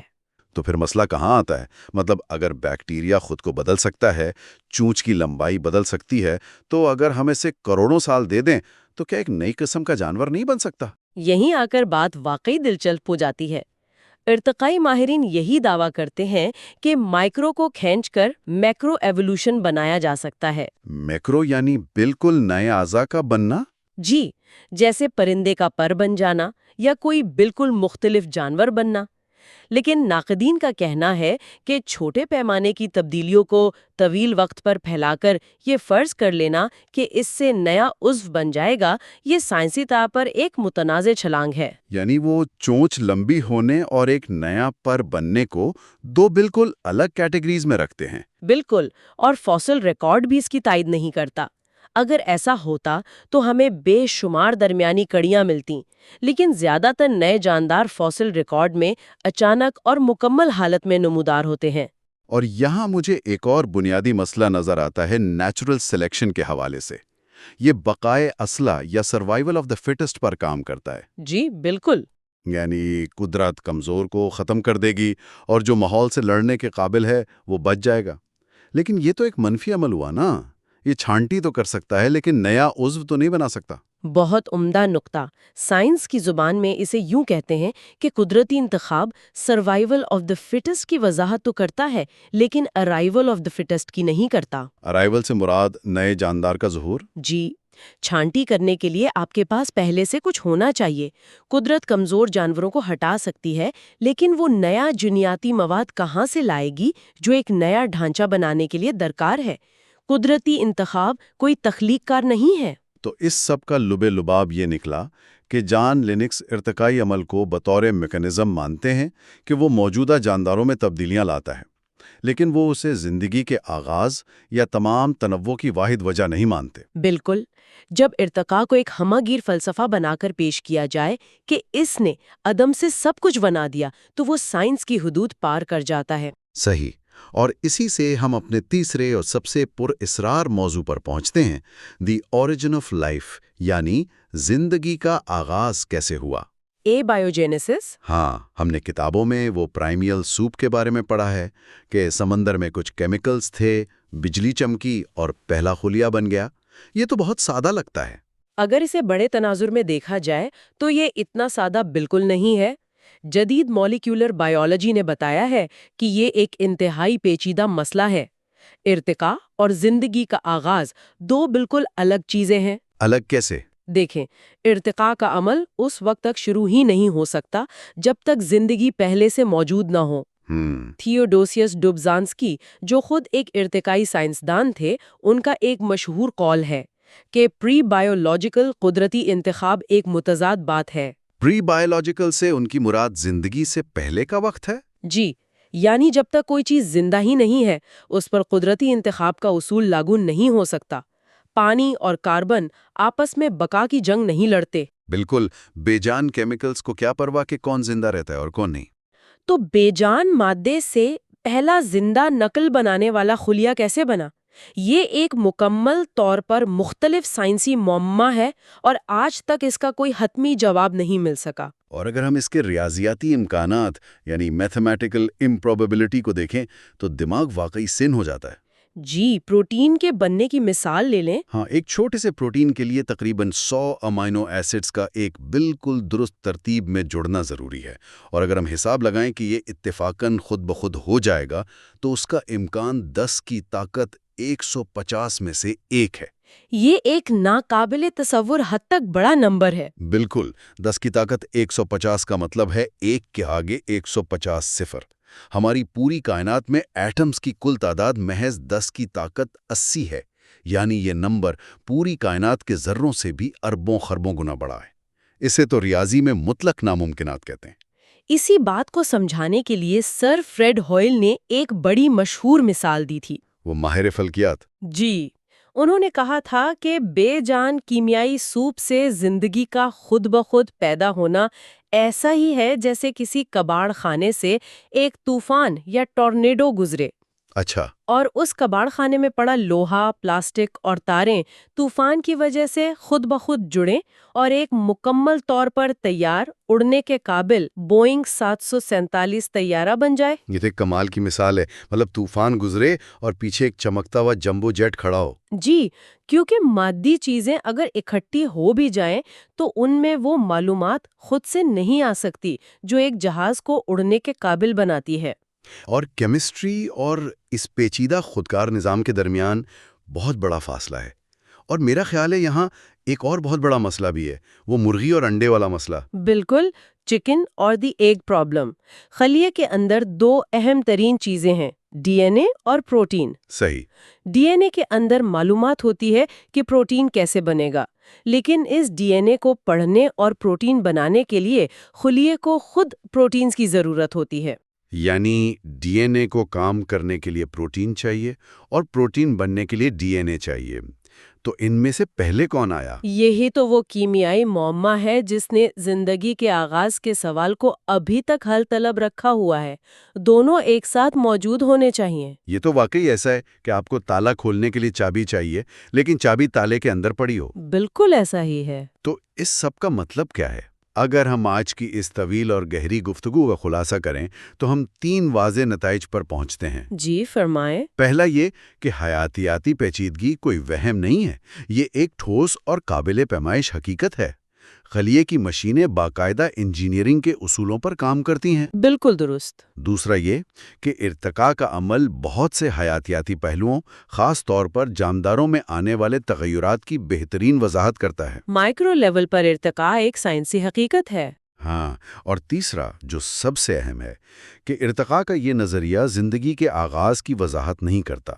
زندگی کا پہلا خلیہ کیسے بنا، بے جان مادے نے یہ معلومات کیسے پیدا کی، یہ آج بھی سائنس کے لیے کھلا سوال ہے۔ اور یہ کوئی چھوٹا سوال نہیں ہے، یہ پوری حیاتیات کی بنیاد ہے۔ اور اسی کھلے سوال سے ہم اپنی اگلی نشست کی بنیاد رکھیں گے۔ اگلے حصے میں جو ہمارا پارٹ 5 ہوگا، ہم جینیاتی کوڈ، بائیولوجیکل انفارمیشن اور اس گہرے سوال کا جائزہ لیں گے کہ اس معلومات کا اصل منبع کیا ہے۔ اور اس سے پہلے کہ ہم یہ نشست ختم کریں، اس سے ایک اہم سوال پیدا ہوتا ہے جس پر سب کو غور کرنا چاہیے۔ وہ کیا؟ ہم نے آج ڈی این اے کے اندر موجود کوڈ اور معلومات کی بات کی۔ انسانی تجربے میں آج تک کوئی بھی بامعنی کوڈ، چاہے وہ سافٹ ویئر ہو یا کتاب کی تحریر، کسی ذہانت کے بغیر وجود میں نہیں آیا۔ معلومات ہمیشہ کسی ذہن سے آتی ہے۔ تو کیا ڈی این اے کے اندر موجود اربوں حروف پر مشتمل یہ پیچیدہ کوڈ اس بات کا اشارہ ہے کہ ہماری اس مادی دنیا کے پیچھے کوئی غیر مادی معلومات کا ذریعہ موجود ہے؟ یہ وہ سوال ہے جس پر خود غور کرنے کی ضرورت ہے۔ واقعی یہ ایک بہت ہی فکر انگیز پہلو ہے۔ تو اسی سوچ کے ساتھ ہم آج کی اس گفتگو کو یہیں روکتے ہیں اور ملتے ہیں اگلے حصے میں۔ چوتھے حصے میں زندگی کی ابتدا پر بات کی گئی تھی۔ اب حیاتیات کے ایک انتہائی گہرے سوال کی طرف بڑھتے ہیں، حیاتیاتی معلومات کی ابتدا۔ ہم آج جس موضوع کا یہ تفصیلی تجزیہ کرنے جا رہے ہیں وہ محض کچھ کیمیائی مادوں کے ملنے یا بے جان خلیوں کی ساخت تک محدود نہیں ہے۔ در حقیقت یہ ایک ایسی دنیا کا دروازہ کھولتا ہے جو بظاہر حیاتیات کی لگتی ہے، لیکن اس کے اندر مکمل طور پر انفارمیشن ٹیکنالوجی کے اصول کار فرما ہے۔ جی بالکل، اور یہ اصول اتنے پیچیدہ ہیں کہ ہاں بالکل، اور یہ تجزیہ اس سافٹ ویئر، اس کوڈ کے گرد گھومتا ہے جو اس روئے زمین پر موجود تمام جانداروں کو چلاتا ہے۔ اس ساری بحث کا بنیادی مقصد یہ سمجھنا ہے کہ کیا زندگی محض اندھے اور بے مقصد ارادوں اور کیمیائی حادثات کا نتیجہ ہے، یا اس کی بنیادوں میں کوئی انتہائی پیچیدہ اور گہری معلومات پوشیدہ ہیں۔ مائکروسافٹ کے بانی بل گیٹس کا ایک مشہور قول ہے جس کا ذکر ہمارے ذرائع میں بھی کیا گیا ہے۔ وہ کہتے ہیں کہ انسانی ڈی این اے بالکل ایک کمپیوٹر پروگرام کی طرح ہے، لیکن یہ انسان کے بنائے گئے کسی بھی جدید ترین سافٹ ویئر سے کہیں زیادہ ترقی یافتہ اور پیچیدہ ہے۔ تو ٹھیک ہے، آئیے اس کے مختلف پہلوؤں کو کھولتے ہیں۔ اچھا، یہاں جو بات سب سے زیادہ حیران کن ہے وہ یہ ہے کہ سائنسدانوں کا نقطہ نظر اب بڑی تیزی سے تبدیل ہو رہا ہے۔ کئی دہائیوں تک بلکہ صدیوں تک زندگی کو صرف اور صرف کیمیائی تعاملات یعنی کیمیکل ری ایکشنز کا نتیجہ سمجھا جاتا رہا۔ یعنی ایک طرح کا سوپ جس میں کیمیکلز مل رہے ہیں؟ بالکل، ایک ایسا ہی نظریہ تھا کہ اگر صحیح کیمیکلز کو ایک جگہ ملا دیا جائے اور انہیں مناسب درجہ حرارت دیا جائے تو زندگی خود بخود پیدا ہو جائے گی۔ لیکن جینیات کی جدید دریافتوں نے اس پرانے تصور کو یکسر بدل دیا ہے۔ اب یہ ثابت ہو چکا ہے کہ ڈی این اے صرف ایک بے جان کیمیائی مادہ نہیں ہے، بلکہ یہ ایک ڈیجیٹل معلومات کا بے پناہ بڑا اور پیچیدہ ذخیرہ ہے۔ ڈیجیٹل معلومات حیاتیات میں؟ یہ واقعی دلچسپ ہے۔ جی ہاں، تصور میں لایا جائے کہ ڈی این اے کی ساخت ایک بل کھاتی ہوئی سیڑھی یا ڈبل ہیلکس جیسی ہے۔ اس سیڑھی کے ڈنڈے 4 بنیادی کیمیائی حروف سے بنے ہیں جنہیں ایڈینین، سائٹوسین، گوانین اور تھائمین کہا جاتا ہے، مختصر طور پر اے، سی، جی اور ٹی۔ ACGT۔ بالکل، اور یہ 4 حروف مل کر زندگی کی مکمل اور تفصیلی ہدایات لکھتے ہیں۔ دیکھیں، بالکل ویسے ہی جیسے کسی بھی کمپیوٹر کی زبان صرف 2 ہندسوں یعنی 0 اور 1 پر مشتمل ہوتی ہے، اور اسی بائنری کوڈ سے دنیا کے تمام جدید سافٹ ویئرز بنتے ہیں۔ زندگی کی زبان ان 4 کیمیائی حروف پر مشتمل ہے۔ یہ بات واقعی ذہن کو دنگ کر دینے والی ہے کہ صرف 4 حروف کی ترتیب سے دنیا کے تمام جانداروں کا خاکہ تیار ہو جاتا ہے۔ اگر غور کیا جائے تو چاہے وہ ایک خردبینی جرثومہ ہو یا سمندر کی گہرائیوں میں تیرنے والی ایک دیاہیکل بلو ویل یا پھر ایک سوچنے سمجھنے والا انسان، سب کے سب اسی کوڈ سے چل رہے ہیں۔ جی، سب کے سب اسی 4 حروف پر مشتمل حیاتیاتی تہجی سے لکھے گئے ہیں۔ یہ بالکل ایسا ہی ہے جیسے انگریزی کے 26 حروف سے دنیا کی تمام کتابیں لکھ دی گئیں۔ لیکن یہاں ایک بہت بڑا سوال ذہن میں ابھرتا ہے۔ میں یہ سوچ رہی تھی کہ یہ معلومات یا یہ پوشیدہ ہدایات ایک خلیے کے اندر یعنی پریکٹیکلی عملی شکل کیسے اختیار کرتی ہیں؟ یہ ایک بہت اہم سوال ہے۔ ایک اندھے کیمیائی مالیکیول کو کیسے پتہ چلتا ہے کہ اسے ایک آنکھ بنانی ہے یا دل کا دھڑکتا ہوا پٹھا؟ ہمارے ذرائع میں اس عمل کو، جسے ترجمے کا طریقہ کار یا ٹرانسلیشن میکانزم کہتے ہیں، بہت ہی پر اسرار اور دلچسپ انداز میں بیان کیا گیا ہے۔ بالکل، اور خلیے کے اندر کا یہ منظر کسی انتہائی جدید اور خودکار فیکٹری سے کم نہیں ہوتا۔ دراصل ہوتا کچھ یوں ہے کہ ڈی این اے براہ راست خود کچھ بھی نہیں بناتا۔ وہ خود کچھ نہیں بناتا؟ نہیں، وہ ایک محفوظ تجوری میں رکھی ہوئی ماسٹر کاپی کی طرح ہوتا ہے۔ اس ماسٹر کاپی کی معلومات کو ایک اور مالیکیول میں کاپی کیا جاتا ہے جسے میسنجر آر این اے کہتے ہیں۔ میسنجر یعنی پیغام رساں؟ بالکل، اس آر این اے کو ایک پیغام رساں یا پرانے کمپیوٹرز میں استعمال ہونے والی میگنیٹک ٹیپ کے طور پر سمجھا جا سکتا ہے۔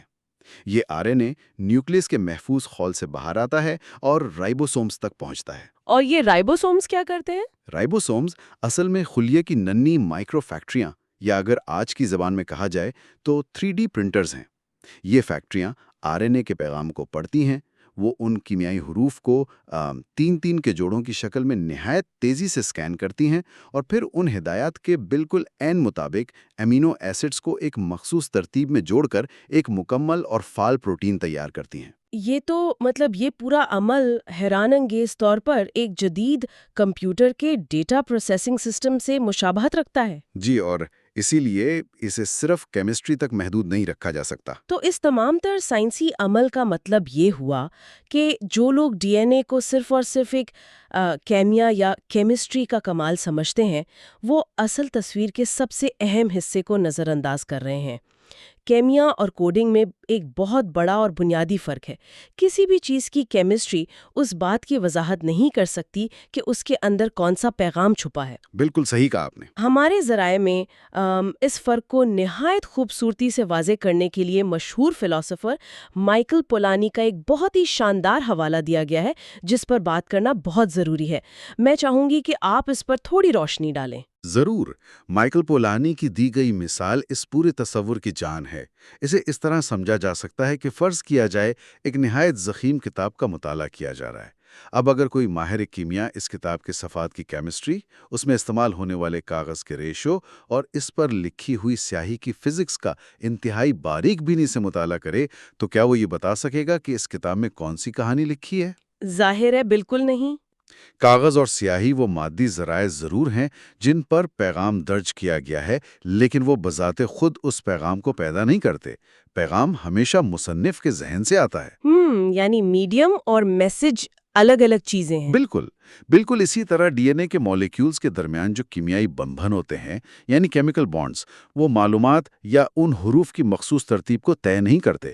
کیمسٹری کا کام صرف اتنا ہے کہ وہ حروف کو ایک زنجیر کی صورت میں جوڑے رکھے، لیکن کون سا حرف کس کے بعد آئے گا تاکہ ایک بامعنی پروٹین بن سکے، یہ کیمسٹری اور فزکس کے اندھے قوانین کے دائرہ کار سے بالکل باہر کی چیز ہے۔ یہاں یہ بات واقعی ایک نیا موڑ لیتی ہے، کیونکہ جب یہ تسلیم کر لیا جائے کہ زندگی محض مادے کا اکٹھا نہیں بلکہ منظم معلومات کا نام ہے، تو فلسفیانہ اور سائنسی طور پر یہ پوچھنا پڑتا ہے کہ آخر معلومات بذات خود ہے کیا؟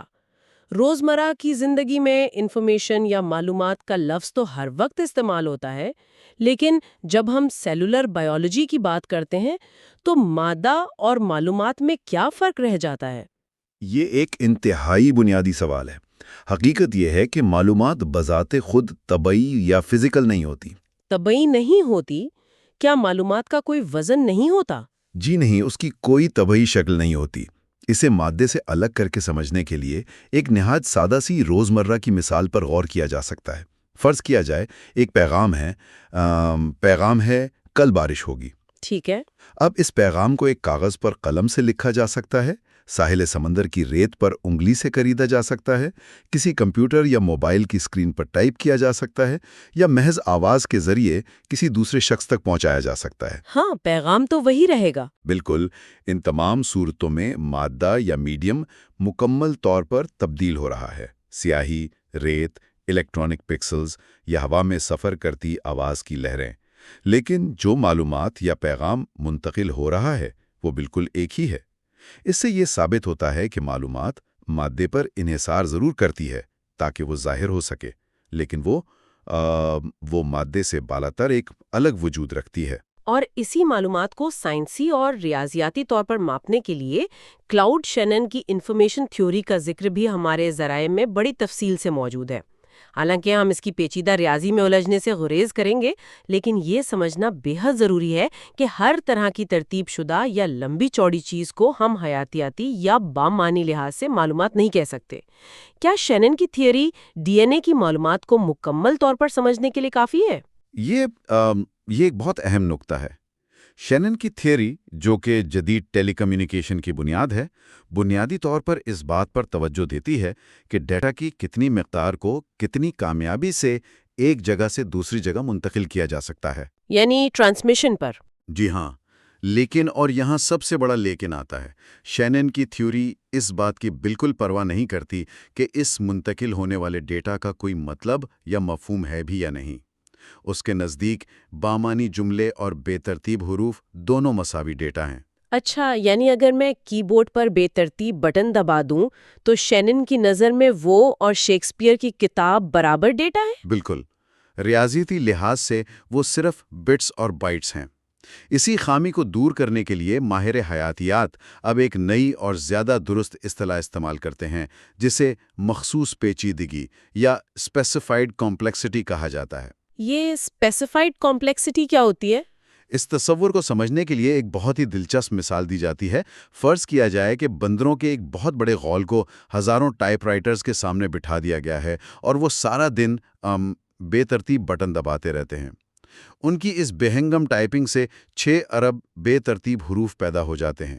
اب دوسری طرف ایک بڑی لائبریری میں موجود بہت سی کتابوں کے صفحات پر نظر ڈالی جائے جن میں بھی کل ملا کر 6 ارب حروف موجود ہیں۔ تو اگر ڈیٹا کی مقدار کے لحاظ سے دیکھا جائے، دونوں صورتوں میں حروف کی کل تعداد 6 ارب ہے، یعنی شینن کی تھیوری کے مطابق ڈیٹا یا پیچیدگی کے لحاظ سے دونوں برابر طویل اور پیچیدہ ہیں۔ لیکن ان میں ایک بنیادی فرق ہے۔ ہاں، بندروں کے ٹائپ کیے گئے حروف کا کوئی مطلب نہیں نکلتا، وہ محض بے ترتیب، فضول اور بے معنی ہیں، ان سے کوئی کہانی یا ہدایت نہیں بنتی، جبکہ لائبریری کی کتابوں کے حروف میں ایک مخصوص ترتیب ہے، ان کا ایک مفہوم ہے، وہ ایک واضح پیغام دیتے ہیں، اسے ہی مخصوص پیچیدگی کہا جاتا ہے، درست؟ بالکل درست۔ اور اگر ہم اسے بڑی تصویر کے ساتھ جوڑ کر دیکھیں تو جانداروں کے اندر موجود ڈی این اے بالکل ان لائبریری کی کتابوں کی طرح ہے۔ ڈی این اے کو صرف طویل نہیں ہونا بلکہ اسے بامانی بھی ہونا ہے۔ پروٹین بنانے کے لیے ایمینو ایسڈز کا بالکل درست ترتیب میں ہونا لازمی ہے۔ یعنی ایک بھی حرف غلط ہوا تو اگر ترتیب بے ترتیب ہو تو وہ کوئی فعال معنی پیدا نہیں کر سکتی۔ جس طرح ٹائپ رائٹر پر مسلسل غلط بٹن دبانے سے کوئی بامانی جملہ نہیں بنتا اور پیغام مکمل طور پر ضائع ہو جاتا ہے، بالکل اسی طرح ڈی این اے میں اگر حروف کی ترتیب غلط ہو جائے تو بننے والا پروٹین اپنا کام نہیں کر سکے گا، وہ فولڈ نہیں ہوگا اور نتیجے کے طور پر خلیے کی موت واقع ہو سکتی ہے۔ تو زندگی کی بقا کے لیے محض اتفاق کافی نہیں ہے؟ قطعی نہیں۔ زندگی کی بقا اور اس کے پیچیدہ نظاموں کو چلانے کے لیے خالص بے ترتیبی سے کسی صورت کام نہیں چل سکتا۔ تو یہیں سے وہ مشہور بحث بھی جنم لیتی ہے جسے ارتقائی سائنس میں بندروں کی مشین کا تصور یا منکی مشین کہا جاتا ہے۔ اکثر ارتقائی مباحثوں میں یہ دعویٰ بڑے تواتر کے ساتھ کیا جاتا ہے کہ اگر بے پناہ وقت اور لاتعداد موقع موجود ہوں تو بے ترتیبی بھی ترتیب پیدا کر سکتی ہے۔ مشہور مثال دی جاتی ہے کہ اگر لاتعداد بندر ہوں اور انہیں لامحدود وقت دے دیا جائے کہ وہ ٹائپ رائٹرز پر مطلب بے ترتیب ٹائپنگ کرتے رہیں تو ایک نہ ایک دن وہ اتفاقاً شیکسپیئر کا کوئی مشہور ڈرامہ مثلاً ہیملٹ ضرور لکھ لیں گے۔ جی، یہ ایک بہت عام دی جانے والی مثال ہے۔ اس قدر مزاحیہ مگر گہری مثال کے ذریعے بنیادی طور پر یہ ثابت کرنے کی کوشش کی جاتی ہے کہ اندھا اتفاق اور وقت مل کر انتہائی پیچیدہ حیاتیاتی نظاموں کو جنم دے سکتے ہیں۔ لیکن کیا ریاضی اور شماریات اس دل فریب خیال کی تائید کرتے ہیں؟ یہ دعویٰ سننے میں بلا شبہ بہت پرکشش لگتا ہے اور یہ ایک طویل عرصے تک عوامی سطح پر ارتقاء کی بحث کا حصہ بھی رہا ہے۔ لیکن جب ریاضی دان اور ماہرین شماریات اس دعوے کا باریک بینی سے جائزہ لیتے ہیں تو امکانات کی حقیقت یا پروبیبلٹی آرگومنٹس بالکل ایک مختلف اور میں کہوں گا تلخ تصویر پیش کرتے ہیں۔ تلخ تصویر کیسے؟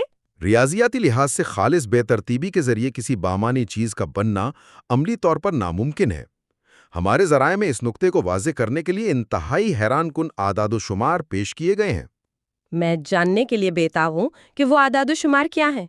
ایک ہیموگلوبن مالیکیول پر غور کیا جائے۔ یہ وہ پروٹین ہے جو خون میں آکسیجن لے کر جاتا ہے اور اس کے بغیر انسانی زندگی کا تصور بھی ممکن نہیں۔ اب سوال یہ ہے کہ اس ایک اکیلے مالیکیول کے بے ترتیب کیمیائی عمل کے ذریعے اپنے آپ بننے کا امکان کتنا ہے؟ کتنا ہے؟ ریاضی کے ماہرین کے مطابق یہ امکان 10 کی طاقت 190 میں سے صرف ایک ہے۔ ذرا رکیے، 10 کی طاقت 190؟ یہ عدد تو اتنا غیر معمولی حد تک بڑا ہے کہ انسانی ذہن اس کا احاطہ ہی نہیں کر سکتا۔ بالکل، یہ ایک کے بعد 190 صفر لگانے کے مترادف ہے۔ اسے سمجھنے کے لیے ایک موازنہ کرنا پڑے گا۔ سائنسدانوں کا اندازہ ہے کہ ہماری اس پوری نظر آنے والی کائنات میں جتنے بھی ایٹم یا پروٹونز موجود ہیں ان کی کل تعداد کا اندازہ 10 کی طاقت 80 کے لگ بھگ لگایا گیا ہے۔ جی ہاں، پوری کائنات کے ذرات 10 کی طاقت 80۔ یعنی ایک ہیموگلوبن پروٹین کے محض اتفاقاً بننے کا امکان پوری کائنات کے ذرات کی کل تعداد سے بھی خربوں خربوں گنا چھوٹا ہے۔ اس کا سیدھا سا مطلب تو یہی نکلتا ہے کہ خالص بے ترتیبی، چاہے اسے اربوں سال کا وقت ہی کیوں نہ دے دیا جائے، کسی بھی پیچیدہ اور فعال حیاتیاتی نظام کو وجود میں نہیں لا سکتی۔ بالکل، شماریات اس بات کی قطعی اجازت نہیں دیتے۔ تو اگر صورتحال اتنی ہی ناممکن ہے تو اس سب کا آخر مطلب کیا لیا جائے؟ ارتقائی ماہرین آخر اس ریاضیاتی رکاوٹ کا سامنا کیسے کرتے ہیں؟ یقیناً ان کے پاس اس ناممکن حد تک مشکل ریاضی کا کوئی نہ کوئی جواب تو ہوگا۔ جی، انہوں نے اس کا ایک حل پیش کرنے کی کوشش کی ہے۔ اور اسی مقام پر مشہور سائنسدان رچرڈ ڈاکنز کے اس مشہور کمپیوٹر پروگرام کا ذکر آ جاتا ہے جسے انہوں نے اس مسئلے کے حل کے طور پر پیش کیا تھا۔ ڈاکنز نے اپنی کتاب دی بلائنڈ واچ میکر میں ایک پروگرام بنایا تھا جسے عام طور پر ویزل پروگرام کہا جاتا ہے۔ Wiesel programme. اس پروگرام کا مقصد یہ ثابت کرنا تھا کہ خالص بے ترتیبی اکیلی کام نہیں کرتی، بلکہ اگر اس کے ساتھ قدرتی انتخاب کا بتدریجی عمل شامل کر لیا جائے تو پیچیدہ معلومات بآسانی پیدا کی جا سکتی ہیں۔ کیا یہ پروگرام واقعی اس الجھن کو سلجھاتا ہے؟ رچرڈ ڈاکنز کے اس تجربے کا ایک انتہائی تنقیدی اور ایکڈیمک جائزہ لینا بہت ضروری ہے، کیونکہ یہ پوری بحث کا مرکز ہے۔ ڈاکنز نے دراصل کیا کیا کہ اس نے شیکسپیئر کا ایک چھوٹا سا جملہ لیا، methinks it is like a weasel, یہ جملہ اس پروگرام کا ہدف یا ٹارگٹ تھا۔ ٹھیک ہے۔ اس نے اپنے پروگرام میں ایک ایسا میکانزم یا طریقہ کار بنایا جو کمپیوٹر کی طرف سے ٹائپ کیے گئے بے ترتیب حروف کا اس پہلے سے طے شدہ ہدف کے ساتھ ہر قدم پر موازنہ کرتا تھا۔ یعنی وہ چیک کرتا تھا کہ کون سا حرف صحیح جگہ پر آیا ہے؟ جی بالکل، جو حرف ہدف کے مطابق ہوتا یعنی صحیح جگہ پر آ جاتا، پروگرام اسے فوراً محفوظ کر لیتا یا لاک ان کر لیتا اور صرف باقی ماندہ غلط حروف کو دوبارہ بے ترتیب ٹائپ کرتا۔ تو یہ مکمل بے ترتیبی نہیں رہی۔ بالکل نہیں، اس عمل کو بدتدریج انتخاب یا کیومولیٹو سلیکشن کہا جاتا ہے۔ اس طریقے پر عمل کرتے ہوئے حیرت انگیز طور پر محض 43 قدموں یا نسلوں کے اندر کمپیوٹر نے وہ پورا جملہ بالکل درست ٹائپ کر لیا۔ بظاہر اسے دیکھ کر ایسا لگتا ہے جیسے ڈاکنز نے حتمی طور پر ثابت کر دیا ہو کہ اندھا اور بے مقصد ارتقائی عمل بہت تیزی سے پیچیدہ معلومات اور بامعنی نتائج پیدا کر سکتا ہے۔ لیکن ذرا ایک منٹ کے لیے رکا جائے۔ اگر اس عمل کو غور سے دیکھا جائے تو اس میں ایک بہت بڑی منطقی خامی نظر آتی ہے۔ میں تو کہوں گی، کیا یہ ایک طرح سے دھوکہ نہیں ہے؟ اندھے ارتقاء یا قدرتی انتخاب میں تو کوئی ہدف نہیں ہوتا۔ آپ نے بالکل صحیح نقطہ اٹھایا ہے۔ فطرت کو پہلے سے کیسے معلوم ہو سکتا ہے کہ اسے لاکھوں سال بعد ایک آنکھ بنانا ہے یا کوئی مخصوص پروٹین بنانا ہے؟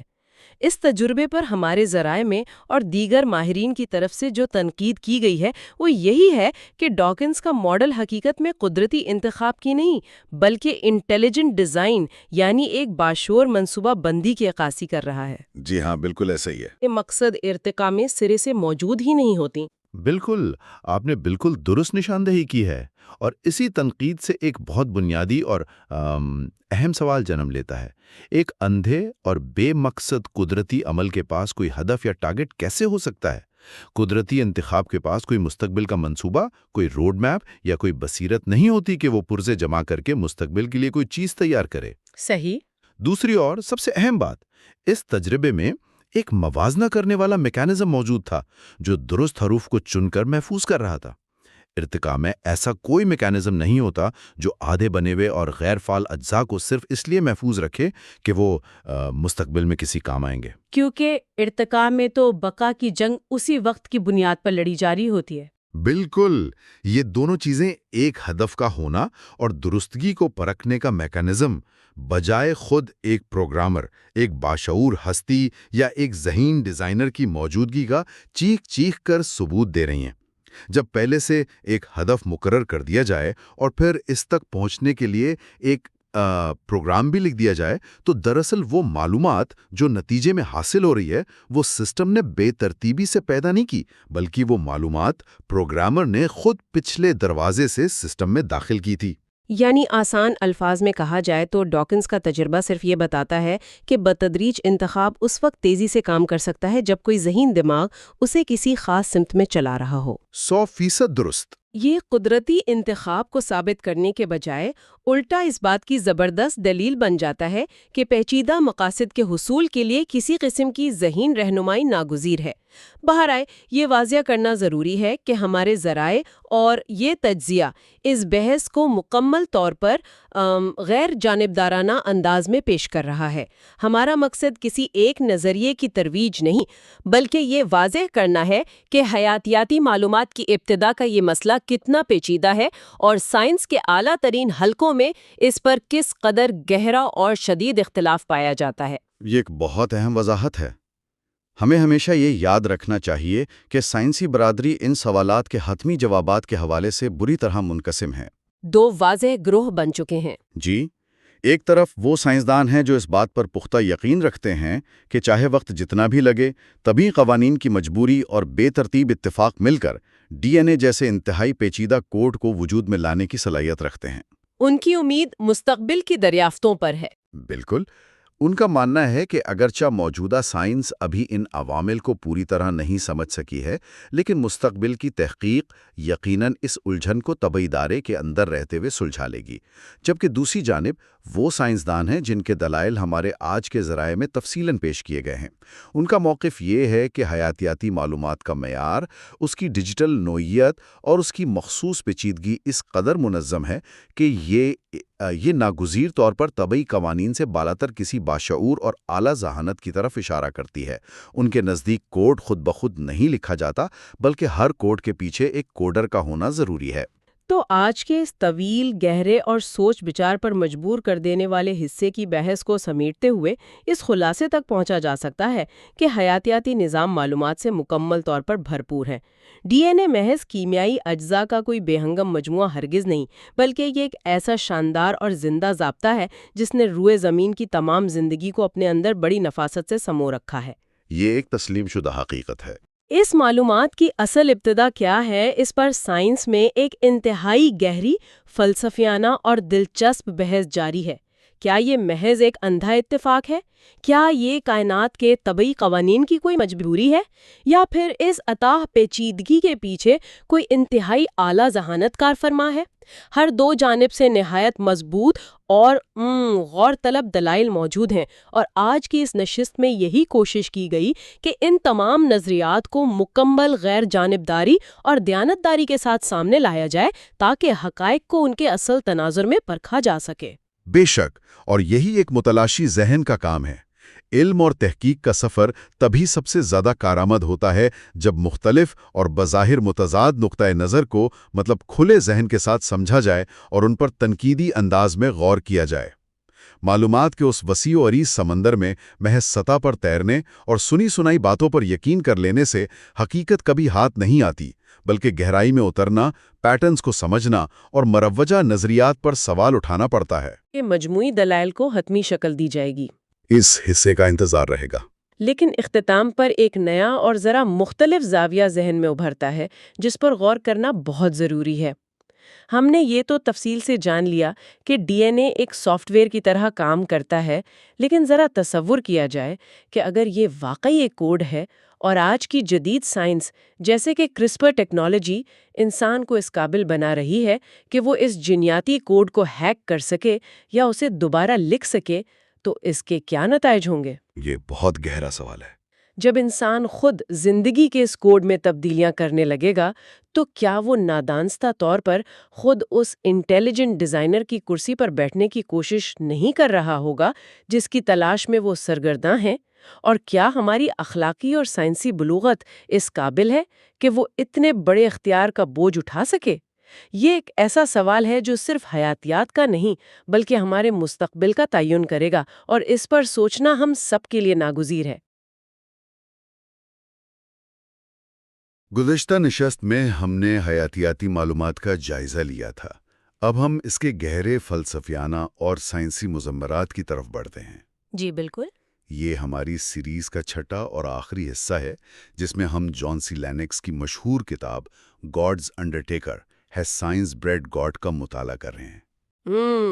اور یہ حصہ اس لیے بھی بہت اہم ہے کیونکہ یہاں ہم تمام شواہد کو ایک ساتھ ملا کر دیکھیں گے۔ بالکل، اور میں یہ واضح کر دوں کہ اس تفصیلی جائزے کا مقصد کسی ایک خاص مذہبی یا لادینی نظریے کی تائید کرنا نہیں ہے۔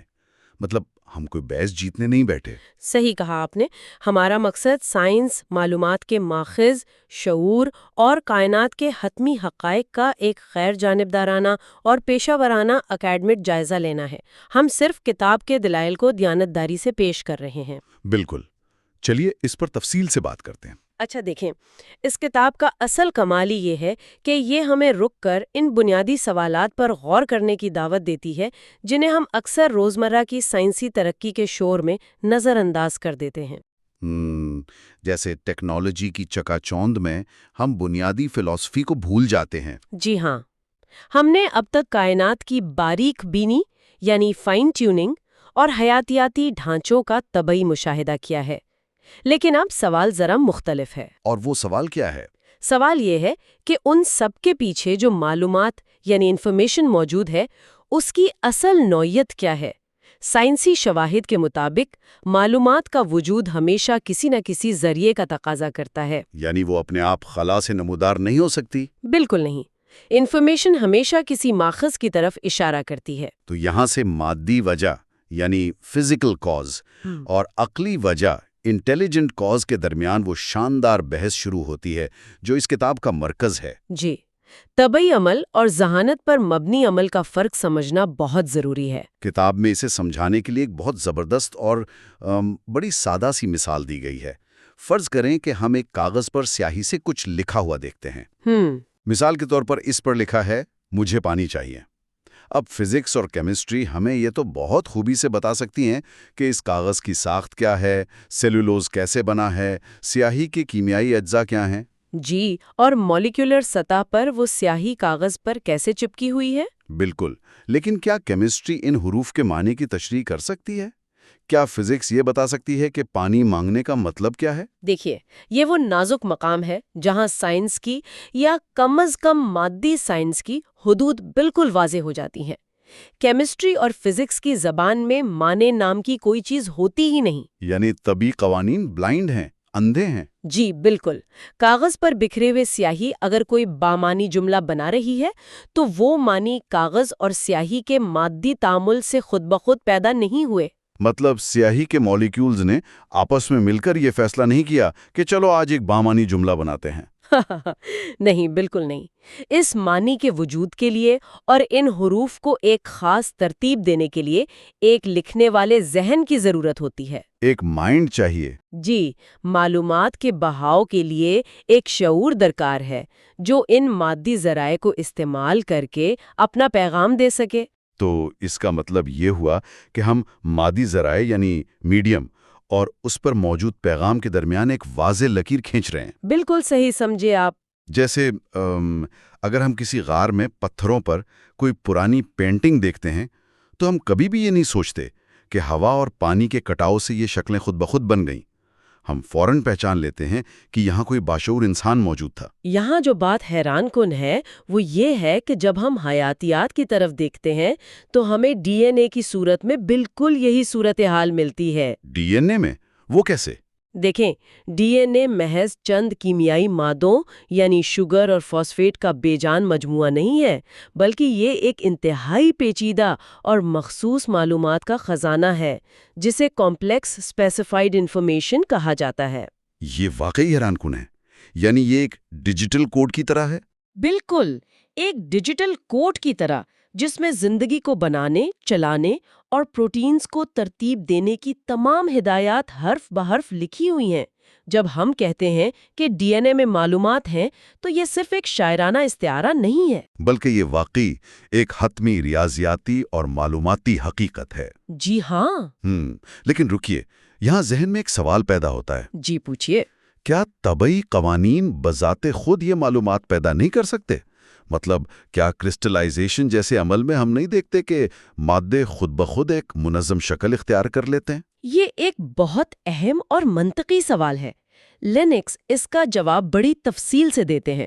وہ بتاتے ہیں کہ طبعی قوانین کرسٹل جیسی ساخت تو بنا سکتے ہیں جس میں ایک ہی پیٹرن بار بار دہرایا جا رہا ہو، جسے ہم آرڈر کہہ سکتے ہیں۔ جی، اسے آپ آرڈر کہہ لیں، لیکن آرڈر اور معلومات میں بہت بڑا فرق ہے۔ کرسٹل کی مثال ایسی ہے جیسے کوئی کتاب ہو جس کے ہر صفحے پر صرف الف الف الف لکھا ہو۔ منظم تو ہے لیکن کوئی مفہوم نہیں۔ بالکل، اس میں کوئی پیچیدہ پیغام یا ہدایت نہیں ہے۔ دوسری طرف ڈی این اے کی معلومات ایسی ہیں جیسے شیکسپیئر کا کوئی ڈرامہ جس میں حروف کی ترتیب بار بار بدلتی ہے تاکہ ایک نیا اور مخصوص معنی پیدا کیا جا سکے۔ یعنی طبعی قوانین محض دہرائے جانے والے پیٹرن تو بنا سکتے ہیں لیکن وہ نئی بامانی اور مخصوص معلومات کو وجود میں نہیں لا سکتے۔ ایسا ہی ہے، طبعی قوانین کیمسٹری کے پابند ہیں، معلومات کے نہیں۔ اور اسی دلیل کی بنیاد پر جان لینکس اپنا مرکزی دعویٰ پیش کرتے ہیں کہ جس طرح طبعی قوانین بذات خود ایک کتاب کی تحریر نہیں لکھ سکتے، بالکل اسی طرح وہ ڈی این اے میں موجود حیاتیاتی معلومات بھی پیدا نہیں کر سکتے۔ اور ان کے مطابق اس قدر پیچیدہ اور مخصوص معلومات کی بہترین تشریح ایک باشعور ذہن کے ذریعے ہی ممکن ہے۔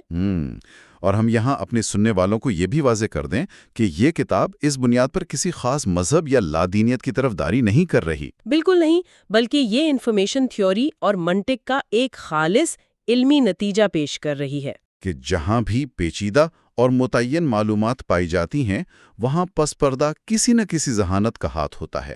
اور یہی وہ منطقی نتیجہ ہے جس کا سامنا آج کی جدید حیاتیات کو ہے۔ اگر ہم تسلیم کرتے ہیں کہ کمپیوٹر کوڈ کسی پروگرامر کے بغیر نہیں بن سکتا، تو پھر ڈی این اے جو کہ کسی بھی انسانی کمپیوٹر کوڈ سے خربوں گنا زیادہ پیچیدہ اور مؤثر ہے، اسے محض اندھے طبعی عوامل کا نتیجہ کیسے مانا جا سکتا ہے؟ یہی کتاب کا سب سے طاقتور استدلال ہے۔ یہاں آ کر بات واقعی بہت دلچسپ ہو جاتی ہے، کیونکہ جب بھی ڈی این اے کے کوڈ کی بات ہوتی ہے یا یہ بحث ہوتی ہے کہ کیا اندھے طبعی عوامل معلومات پیدا کر سکتے ہیں، تو ارتقائی حیاتیات میں رچرڈ ڈاکنز کی ایک بہت مشہور مثال ضرور سامنے آتی ہے۔ آپ بندروں کی مشین یعنی دی منکی مشین کی بات کر رہے ہیں؟ جی بالکل، اگر ہم کچھ بندروں کو ٹائپ رائٹر دے کر بٹھا دیں تو مجھے تو لگتا ہے کہ وہ شیکسپیئر کا ڈرامہ تو کیا لکھیں گے، الٹا ٹائپ رائٹر کی کیز ہی توڑ کے رکھ دیں گے۔ حقیقتاً تو یہی ہوگا۔ لیکن اس مثال میں دعویٰ کیا گیا ہے کہ اگر بندروں کے پاس لامحدود وقت ہو اور وہ بے ترتیب بٹن دباتے رہیں تو آخرکار اتفاقاً وہ کوئی بامانی جملہ لکھ سکتے ہیں۔ جی، رچرڈ ڈاکنز نے اپنی کتاب دی بلائنڈ واچ میکر میں اس خیال کو مزید آگے بڑھایا تھا۔ انہوں نے باقاعدہ ایک کمپیوٹر پروگرام بنایا تھا۔ اچھا، اس کا مقصد کیا تھا؟ اس پروگرام کا مقصد شیکسپیئر کا ایک مشہور جملہ "methinks it is like a weasel" type کرنا تھا۔ انہوں نے دکھایا کہ اگر پروگرام بے ترتیب حروف چنتا ہے لیکن صرف ان حروف کو محفوظ کر لیتا ہے جو ہدف کے قریب تر ہوں، ہدف یعنی ٹارگٹ فریز کے قریب ہوں، جی، تو محض چند درجن نسلوں میں وہ جملہ مکمل ہو جاتا ہے۔ اور اس سے انہوں نے یہ نتیجہ اخذ کیا کہ نیچرل سلیکشن اور رینڈم میوٹیشنز مل کر وقت کے ساتھ پیچیدہ معلومات پیدا کر سکتی ہیں۔ لیکن اگر ہم اس پر تنقیدی نگاہ ڈالیں تو کیا یہ دلیل واقعی اتنی مضبوط ہے؟ آپ کو کیا لگتا ہے؟ دیکھیں، اگر میں ایک کمپیوٹر پروگرام لکھ رہا ہوں اور اسے بتا رہا ہوں کہ کس جملے کو ہدف بنانا ہے، تو کیا میں اس پورے عمل میں اپنی ذہانت شامل نہیں کر رہا؟ آپ نے بالکل درست خامی کی نشاندہی کی ہے۔ لینکس اور دیگر ریاضی دان اس پروگرام کا بہت گہرا اور علمی محاکمہ کرتے ہیں۔ وہ کہتے ہیں کہ ڈاکنز کا یہ کمپیوٹر ماڈل حقیقت میں اندھا اور بے ترتیب نہیں ہے، کیونکہ اس میں ایک ہدف پہلے سے طے شدہ ہوتا ہے۔ بالکل، پروگرام کو پہلے دن سے پتا ہوتا ہے کہ اسے شیکسپیئر کا کون سا جملہ بنانا ہے، اور سب سے بڑھ کر اس میں ایک ایسا طریقہ کار پہلے سے موجود ہوتا ہے جو درست حروف کو محفوظ کر لیتا ہے اور غلط کو رد کر دیتا ہے۔ گویا ہدف کا تعین کرنا और दुरुस्त हरूफ को परखने का मैकेनिज्म बनाना, ये दोनों काम बजातर खुद एक भरपूर इंटेलिजेंट इनपुट की निशानदेही करते हैं। यही तो असल नुक्ता है।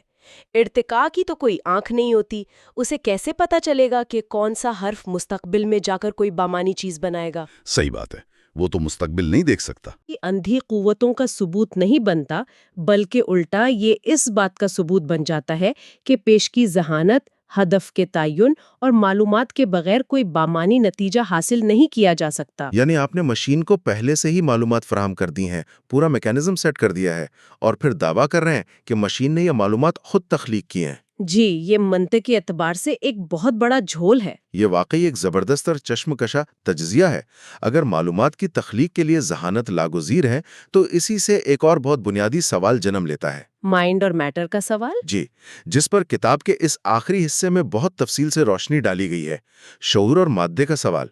क्या वाकई शऊर, या जिसे हम अपना माइंड कहते हैं, महज बेजान मादे से जन्म ले सकता है? ये आज की साइंस और फलसफे का सबसे मुश्किल सवाल है। क्या हम सिर्फ चलती फिरती कीमियाई मशीनें हैं?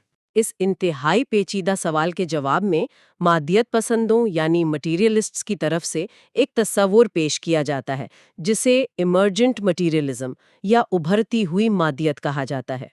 इमर्जेंट मटीरियलिज्म, ये क्या होता है? उनका इस्तदलाल ये है कि कायनात में बुनियादी तौर पर सिर्फ मादा ही मौजूद है, लेकिन जब ये मादा इर्तिकाई मराहिल तय करते हुए एक खास हद तक पेचीदा हो जाता है, जैसे कि इंसानी दिमाग बन जाता है। जी, मिसाल के तौर पर इंसानी दिमाग के अरबों न्यूरॉन्स की शक्ल इख्तियार कर लेता है, तो उस मादी पेचीदगी में से शऊर जैसी खुसूसियात खुद ब खुद उभर आती हैं, इमर्ज हो जाती हैं। इसे जरा आसान अल्फाज में समझते हैं। क्या वो उसकी कोई रोजमर्रा की मिसाल देते हैं? वो अक्सर पानी की मिसाल देते हैं, जैसे हाइड्रोजन और ऑक्सीजन दोनों तबई गैसें हैं, दोनों में नमी नहीं होती। बिल्कुल, गैसें तो गीली नहीं होती। लेकिन जब ये दोनों एक खास कीमियाई तनासब से मिलती हैं, तो पानी वजूद में आता है और नमी की खुसूसियत उभर आती है। इनके नज़दीक शऊर भी न्यूरॉन्स के मिलने से पैदा होने वाली एक ऐसी ही उभरती हुई खासियत है। लेकिन क्या ये मुआजना वाकई दुरुस्त है? देखें, अगर मैं हाइड्रोजन और ऑक्सीजन को मिलाकर पानी बनता देखता हूं, तो वो तो एक कीमियाई तामुल है। मैं समझ सकता हूं कि गीलापन कैसे महसूस होता है। लेकिन अगर मैं ये कहूं कि इसी तरह दिमाग के केमिकल्स मिलकर इंसाफ, मोहब्बत, खूबसूरती या सच्चाई का तस्वुर पैदा कर देते हैं, तो क्या ये दोनों बातें एक ही सतह पर रखी जा सकती हैं? जॉन लेनेक्स और कई नामवर मुफक्किरीन के नज़दीक ये मुवाजना बिल्कुल नाकाफी और बेबुनियाद है। मसला ये है कि पानी का बनना एक तबई अमल है, जिसकी पेशिंगोई केमिस्ट्री के कवानीन के तहत बाआसानी की जा सकती है। सही। लेकिन मादी मैकेनिज्म्स और मानी के दरमियान एक बहुत बड़ी खलीज है।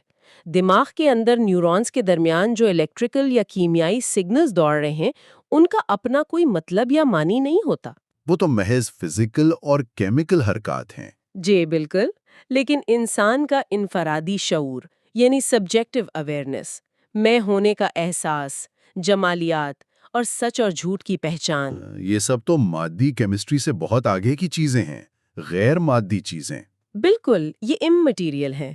इन्हें सिर्फ न्यूरॉन्स की फायरिंग से तशबीह देना मसले को बहुत ज्यादा आसान बनाकर पेश करने वाली बात है। अगर हम इंसानी अफकार को महज चंद कीमियाई तामुलात और इलेक्ट्रिकल इम्पल्सेस तक महदूद कर दें, जिस तर्ज फिक्र को तख्फीफ पसंदी या रिडक्शनिज्म कहा जाता है, तो उसके तो बड़े संगीन फलसफियाना नताइज बरामद होंगे। ये साइंस और फलसफे का सबसे बड़ा चैलेंज है। तख्फीफ पसंदी या रिडक्शनिज्म का मतलब है हर चीज को काट छांट कर इसके बुनियादी मादी अज्जा तक ले जाना। अगर वाकई हमारे ख्यालात, हमारे नज़रियात और हमारी सच्चाइयाँ महज हमारे दिमाग में होने वाले अंधे कीमियाई रिएक्शंस की पैदावार हैं, जिन पर हमारा कोई कंट्रोल नहीं, तो फिर हम अपने ही ख्यालात की सच्चाई पर कैसे भरोसा कर सकते हैं? अगर मैं इसे सादा और आम फहम अल्फाज में समझूं, तो बात कुछ यूं बनती है कि फ़र्ज़ करें मैं सोच रहा हूं कि कायनात बेमकसद है। ठीक है। अब अगर मेरा ये सोचना महज मेरे दिमाग के न्यूरॉन्स के आपस में टकराने का एक तबई नतीजा है, बिल्कुल वैसे ही जैसे मेदे में खाना हजम करने के लिए तेज़ाब बनता है, जी। तो फिर इस सोच के अक्ली या सच होने की क्या ज़मानत है? میں کیسے مان لوں کہ میرا دماغ مجھے کائنات کی کوئی سچی تصویر دکھا رہا ہے؟ آپ نے اس مسئلے کی روح کو پکڑ لیا ہے، اور حیرت کی بات یہ ہے کہ اسے مشہور ماہر ارتقاء چارلز ڈارون نے بھی شدت سے محسوس کیا تھا۔ اچھا، ڈارون نے خود اس پر بات کی تھی؟ جی، فلسفے کی دنیا میں اسے ڈارونز ڈاؤٹ یا ڈارون کا شک کہا جاتا ہے۔ ڈارون نے لکھا تھا کہ ان کے اندر یہ خوفناک شک پیدا ہوتا ہے کہ ایک ایسے انسان کے دماغ کے خیالات پر بھلا کیسے اعتبار کیا جا سکتا ہے، یا ان خیالات کی کیا واقعیت ہو سکتی ہے جو ایک ادنا جانور کے دماغ سے ارتقا پا کر بنا ہو۔ یہ تو واقعی بہت گہری بات ہے۔ اس تخفیف پسندی کے نتیجے میں تو خود انسانی عقل جس پر پوری سائنسی عمارت کھڑی ہے وہی کٹہرے میں کھڑی ہو جاتی ہے۔ بالکل، اگر انسانی عقل محض ایک اندھے کیمیائی عمل کا حادثہ ہے تو پھر سائنس پر بھی بھروسہ کیسے کیا جا سکتا ہے جو اسی عقل کی پیداوار ہے؟ تو اس سب کا آخر مطلب کیا ہے؟ ہم نے معلومات کی ابتدا کی بات کی، شعور کی پیچیدہ نوعیت کو سمجھا، اور سائنس کی ان حدود پر اتنی تفصیلی بات کی جہاں جا کر وہ فلسفے سے مل جاتی ہے۔ جان لینکس اپنی اس پوری تحقیقی اور علمی کتاب کو سمیٹتے ہوئے ہمیں کس حتمی نتیجے کی طرف لے کر جاتے ہیں؟ کتاب کے اس آخری حصے میں لینکس ان تمام دلائل کا ایک بہت ہی منظم خلاصہ پیش کرتے ہیں جسے ہم 6 بنیادی نکات میں سمجھ سکتے ہیں۔ چلیں ان نکات کا جائزہ لیتے ہیں۔ پہلا اور سب سے اہم نقطہ یہ ہے کہ سائنس کا دائرہ کار کائنات کے کیسے یعنی ہاؤ کام کرنے کی وضاحت تک محدود ہے۔ یہ نظام کیوں موجود ہے، اس کا حتمی مقصد کیا ہے، اس کا جواب دینا سائنس کے دائرہ کار میں آتا ہی نہیں۔ اس کی وہ بڑی دلچسپ مثال دیتے ہیں، آنٹی مٹلڈا کے کیک والی۔ بالکل، وہ میری پسندیدہ مثال ہے۔ وہ کہتے ہیں کہ فرض کریں آنٹی مٹلڈا نے ایک کیک بنایا ہے۔ اب دنیا کے بڑے سے بڑے سائنسدانوں کی ٹیم آ کر اس کیک کا تجزیہ کرے۔ ماہر کیمیا بتائے گا کہ اس میں کون سے کیمیکلز ہیں، ماہر فزکس اس کی یہ ساخت بتائے گا، اور ماہر غذائیت اس کی کیلوریز بتا دے گا۔ یہ سب بتائیں گے کہ کیک کیسے بنا، لیکن جب تک آنٹی مٹلڈا خود نہ بتائیں، کیا دنیا کا کوئی سائنسی آلہ یہ بتا سکتا ہے کہ یہ کیک کیوں بنایا گیا؟ اور ظاہر ہے کوئی سائنسی آلہ نہیں بتا سکتا کہ یہ کیک کسی کی سالگرہ کے لیے تھا۔ بالکل، مقصد معلوم کرنے کے لیے بنانے والے کی نیت جاننا ضروری ہے۔ یہ ایک بہترین اور لاجواب مثال ہے جو سائنس کی حدود کو واضح کرتی ہے۔ دوسرا نقطہ جو وہ اٹھاتے ہیں وہ یہ ہے کہ نیچرلزم یعنی یہ عقیدہ کہ مادہ اور توانائی ہی کل کائنات ہیں، دراصل کوئی سائنسی دریافت نہیں ہے۔ تو پھر یہ کیا ہے؟ یہ ایک فلسفیانہ تشریح ہے، ایک فلسافیکل انٹرپریٹیشن۔ بہت سے لوگ اور بعض سائنسدان بھی اسے سائنس کا حتمی سچ بنا کر پیش کرتے ہیں، حالانکہ یہ ان کا ذاتی اور فلسفیانہ جھکاؤ ہے۔ یہ فرق کرنا واقعی بہت ضروری ہے۔ تیسرے نقطے کی طرف آئیں تو وہ کائنات کی حیران کن باریک بینی یعنی فائن ٹیوننگ کے بارے میں ہے، جس پر ہم نے اپنی پچھلی نشستوں میں طویل بات کی تھی۔ جی، طبعی قوانین جس قدر ناقابل یقین درستگی کے ساتھ مرتب ہیں وہ بے شمار گہرے سوالات کو جنم دیتے ہیں۔ اور پھر چوتھا نقطہ حیاتیاتی معلومات کا ہے، جس پر ہم نے آج ہی تفصیل سے بات کی۔ وہ ڈی این اے اور کمپلیکس انفارمیشن والا پہلو۔ بالکل، اور اس کے بعد پانچواں نقطہ بھی بہت اہمیت کا حامل ہے کہ زندگی کی ابتدا کے سوالات آج بھی سائنسی لحاظ سے پوری طرح حل طلب ہیں۔ اوریجن آف لائف کا مسئلہ ابھی تک حل نہیں ہوا۔ نہیں، تمام تر جدید لیبارٹریوں اور تجربات کے باوجود ہم آج تک بے جان مادے سے زندگی پیدا کرنے یا اس کے خود بخود پیدا ہونے کا کوئی ایک بھی ٹھوس طریقہ دریافت نہیں کر سکے۔ یہ آج بھی حیاتیات کا سب سے بڑا معمہ ہے۔ اور چھٹا اور شاید ان سب میں سب سے گہرا نقطہ کائنات کا قابل فہم ہونا ہے، جسے انٹیلیجبلٹی آف دا یونیورس کہا جاتا ہے۔ یہ ایک ایسا نقطہ ہے جسے آئنسٹائن نے بھی کائنات کا سب سے بڑا راز قرار دیا تھا۔ یہ کائنات آخر ایسے منظم اصولوں پر کیوں چل رہی ہے جنہیں انسانی دماغ ریاضی کی مدد سے سمجھ سکتا ہے؟ ہمارے دماغ کے اندر موجود ریاضی کے فارمولے باہر موجود ستاروں اور کہکشاؤں کی حرکت پر کیوں بالکل فٹ بیٹھ جاتے ہیں؟ یہ باہمی مطابقت اور ہم آہنگی اس بات کی طرف ایک بہت طاقتور اشارہ کرتی ہے کہ کائنات کی تخلیق اور انسانی ذہن، ان دونوں کے پیچھے ایک ہی بڑی مشترکہ اور باشعور عقل موجود ہے۔ ایک ریشنل مائنڈ۔ جی، اسی عقل نے اس کائنات کو منظم اور قابل فہم بنایا اور ہمیں وہ ذہن عطا کیا جو اس کے رازوں کو سمجھ سکے۔ اس تفصیلی خلاصے سے ایک بات تو بالکل شیشے کی طرح واضح ہو جاتی ہے کہ جب ہم کائنات کے ان حتمی اور گہرے حقائق پر غور کرتے ہیں تو ہم صرف سائنس کے دائرے میں نہیں رہتے۔ بالکل نہیں۔ ہمارے سامنے دو بڑے نظریات یا ورلڈ ویوز آتے ہیں۔ ایک دہریت پر مبنی نیچرلزم ہے اور دوسرا تھیزم یا خدا پر یقین رکھنے والی تشریح ہے۔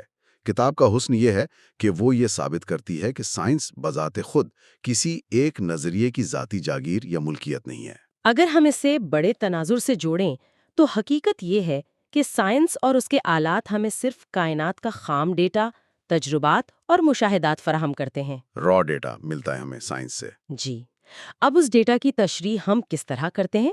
اس کا انحصار مکمل طور پر اس فلسفیانہ فریم ورک پر ہوتا ہے جسے ہم پہلے سے ذہن میں رکھ کر چیزوں کو دیکھ رہے ہوتے ہیں۔ یعنی ہماری اینک کا رنگ کیسا ہے؟ بالکل، ایک مادہ پرست سائنسدان ڈی این اے کی پیچیدگی کو دیکھتے ہوئے اسے اندھے اتفاقات کا شاہکار کہے گا، جبکہ ایک خدا پر یقین رکھنے والا سائنسدان اسی ڈی این اے کے ڈیٹا کو دیکھ کر اسے ایک عظیم خالق کی ہنرمندی، پروگرامنگ اور ذہانت کا منہ بولتا ثبوت قرار دے گا۔ دراصل سرے سے کوئی سائنسی سوال ہے ہی نہیں۔ جی، یہ تو ایک ورلڈ ویو کا سوال ہے۔ بالکل، یہ ایک خالصتاً عالمی نقطہ نظر اور فلسفے کا سوال ہے۔ سائنس اپنے مقررہ دائرہ کار میں رہتے ہوئے نہ تو خدا کو دفن کر سکتی ہے اور نہ ہی اس کے وجود کا انکار کر سکتی ہے۔ اور یہی اس کتاب کا سب سے بڑا پیغام ہے۔ اور آج کے اس جدید دور میں جہاں ہر طرف سے معلومات اور سائنسی دعووں کا ایک نہ رکنے والا سیلاب آیا ہوا ہے، مطالعہ کرنے والوں کے لیے ان فلسفیانہ اور سائنسی حدود کو پہچاننا انتہائی ضروری ہے۔ بہت ضروری ہے۔ ہم میں سے ہر شخص کو یہ صلاحیت پیدا کرنی چاہیے کہ وہ معلومات کے اس بوجھ تلے دبنے یا مشکل سائنسی اصطلاحات سے مرعوب ہونے کے بجائے تنقیدی سوچ یعنی کریٹیکل تھنکنگ کے ساتھ حقائق کا خود تجزیہ کرے۔ یعنی ہم صرف خبریں سن کر ان پر اندھا یقین نہ کر لیں۔ جی، یہ سمجھنا بہت ضروری ہے کہ سائنس کا دائرہ کہاں ختم ہوتا ہے اور عقیدے یا فلسفے کی سرحد کہاں سے شروع ہوتی ہے۔ اور جب ہم اس تنقیدی سوچ کو اپنی عادت بنا لیتے ہیں تو ہمیں احساس ہوتا ہے کہ دریافت کا یہ سفر، سوالات کا یہ سلسلہ کبھی ختم نہیں ہوتا، بلکہ ہر نیا جواب جو ہمیں ملتا ہے وہ ایک نئے، زیادہ گہرے اور حیران کن سوال کو جنم دیتا ہے۔ یہ بات 100% درست ہے، اور اس تفصیلی جائزے کو سمیٹتے ہوئے میں پڑھنے اور سوچنے والوں کے لیے ایک ایسا نیا اور فکر انگیز سوال چھوڑنا چاہوں گی جس پر عموماً بہت کم بات کی جاتی ہے۔ وہ کیا سوال ہے؟ ہم نے پوری نشست میں مادہ پرستی پر بات کی، لیکن اگر ہم جدید فزکس کی طرف دیکھیں تو کوانٹم فزکس میں ایک تصور ہے جسے آبزرور ایفیکٹ کہا جاتا ہے۔ آبزرور ایفیکٹ یعنی مشاہدہ کرنے والے کا اثر؟ بالکل، کوانٹم لیول پر جب تک کوئی شعوری طور پر کسی چیز مثلاً الیکٹران کا مشاہدہ نہ کرے، وہ محض ایک امکان ہوتا ہے، ایک پروبیبلٹی۔ اس کی حتمی طبعی حالت طے نہیں ہوتی۔ مشاہدہ کرنے والے کی محض موجودگی ہی حقیقت کو شکل دے دیتی ہے۔ تو اس کا فلسفیانہ مطلب کیا بنتا ہے؟ یہ تو بڑی حیران کن بات ہے۔ اس کا مطلب یہ ہے کہ اگر مادی نظریات کے مطابق شعور محض مادے کی پیداوار ہے، تو پھر مادے کی بنیادی حالت کو طے ہونے کے لیے ایک باشعور مشاہدہ کرنے والے کی، ایک آبزرور کی ضرورت کیوں پڑ رہی ہے؟ اوہو، یہ تو پوری بحث کو ہی الٹ دیتا ہے۔ جی، کیا یہ ممکن ہے کہ کائنات کو ٹھوس وجود میں رہنے کے لیے ہی آغاز سے کسی باشعور ذہن، کسی عظیم مشاہدہ کرنے والے کی ضرورت ہو؟ کیا شعور واقعی مادے سے پیدا ہوا یا مادہ شعور کی وجہ سے اپنے وجود کو برقرار رکھے ہوئے ہے؟ یہ واقعی ایک دنگ کر دینے والا اور گہرا سوال ہے جو بنیادی طور پر مادہ پرستی کی جڑوں کو چیلنج کرتا ہے اور سوچنے کے بالکل نئے افق روشن کرتا ہے۔ یہ سوالات ہمیں یاد دلاتے ہیں کہ سائنس، فلسفے اور حقیقت کی تلاش کا یہ سفر ابھی ختم نہیں ہوا۔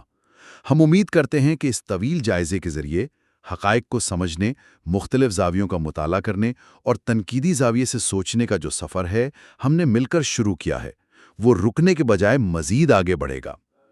اس سنجیدہ اور باوقار علمی سفر نے ہمارے ساتھ شامل رہنے کا بہت شکریہ۔ متبادل نظریات کا مطالعہ اور حقائق کی کھوج جاری رکھیے۔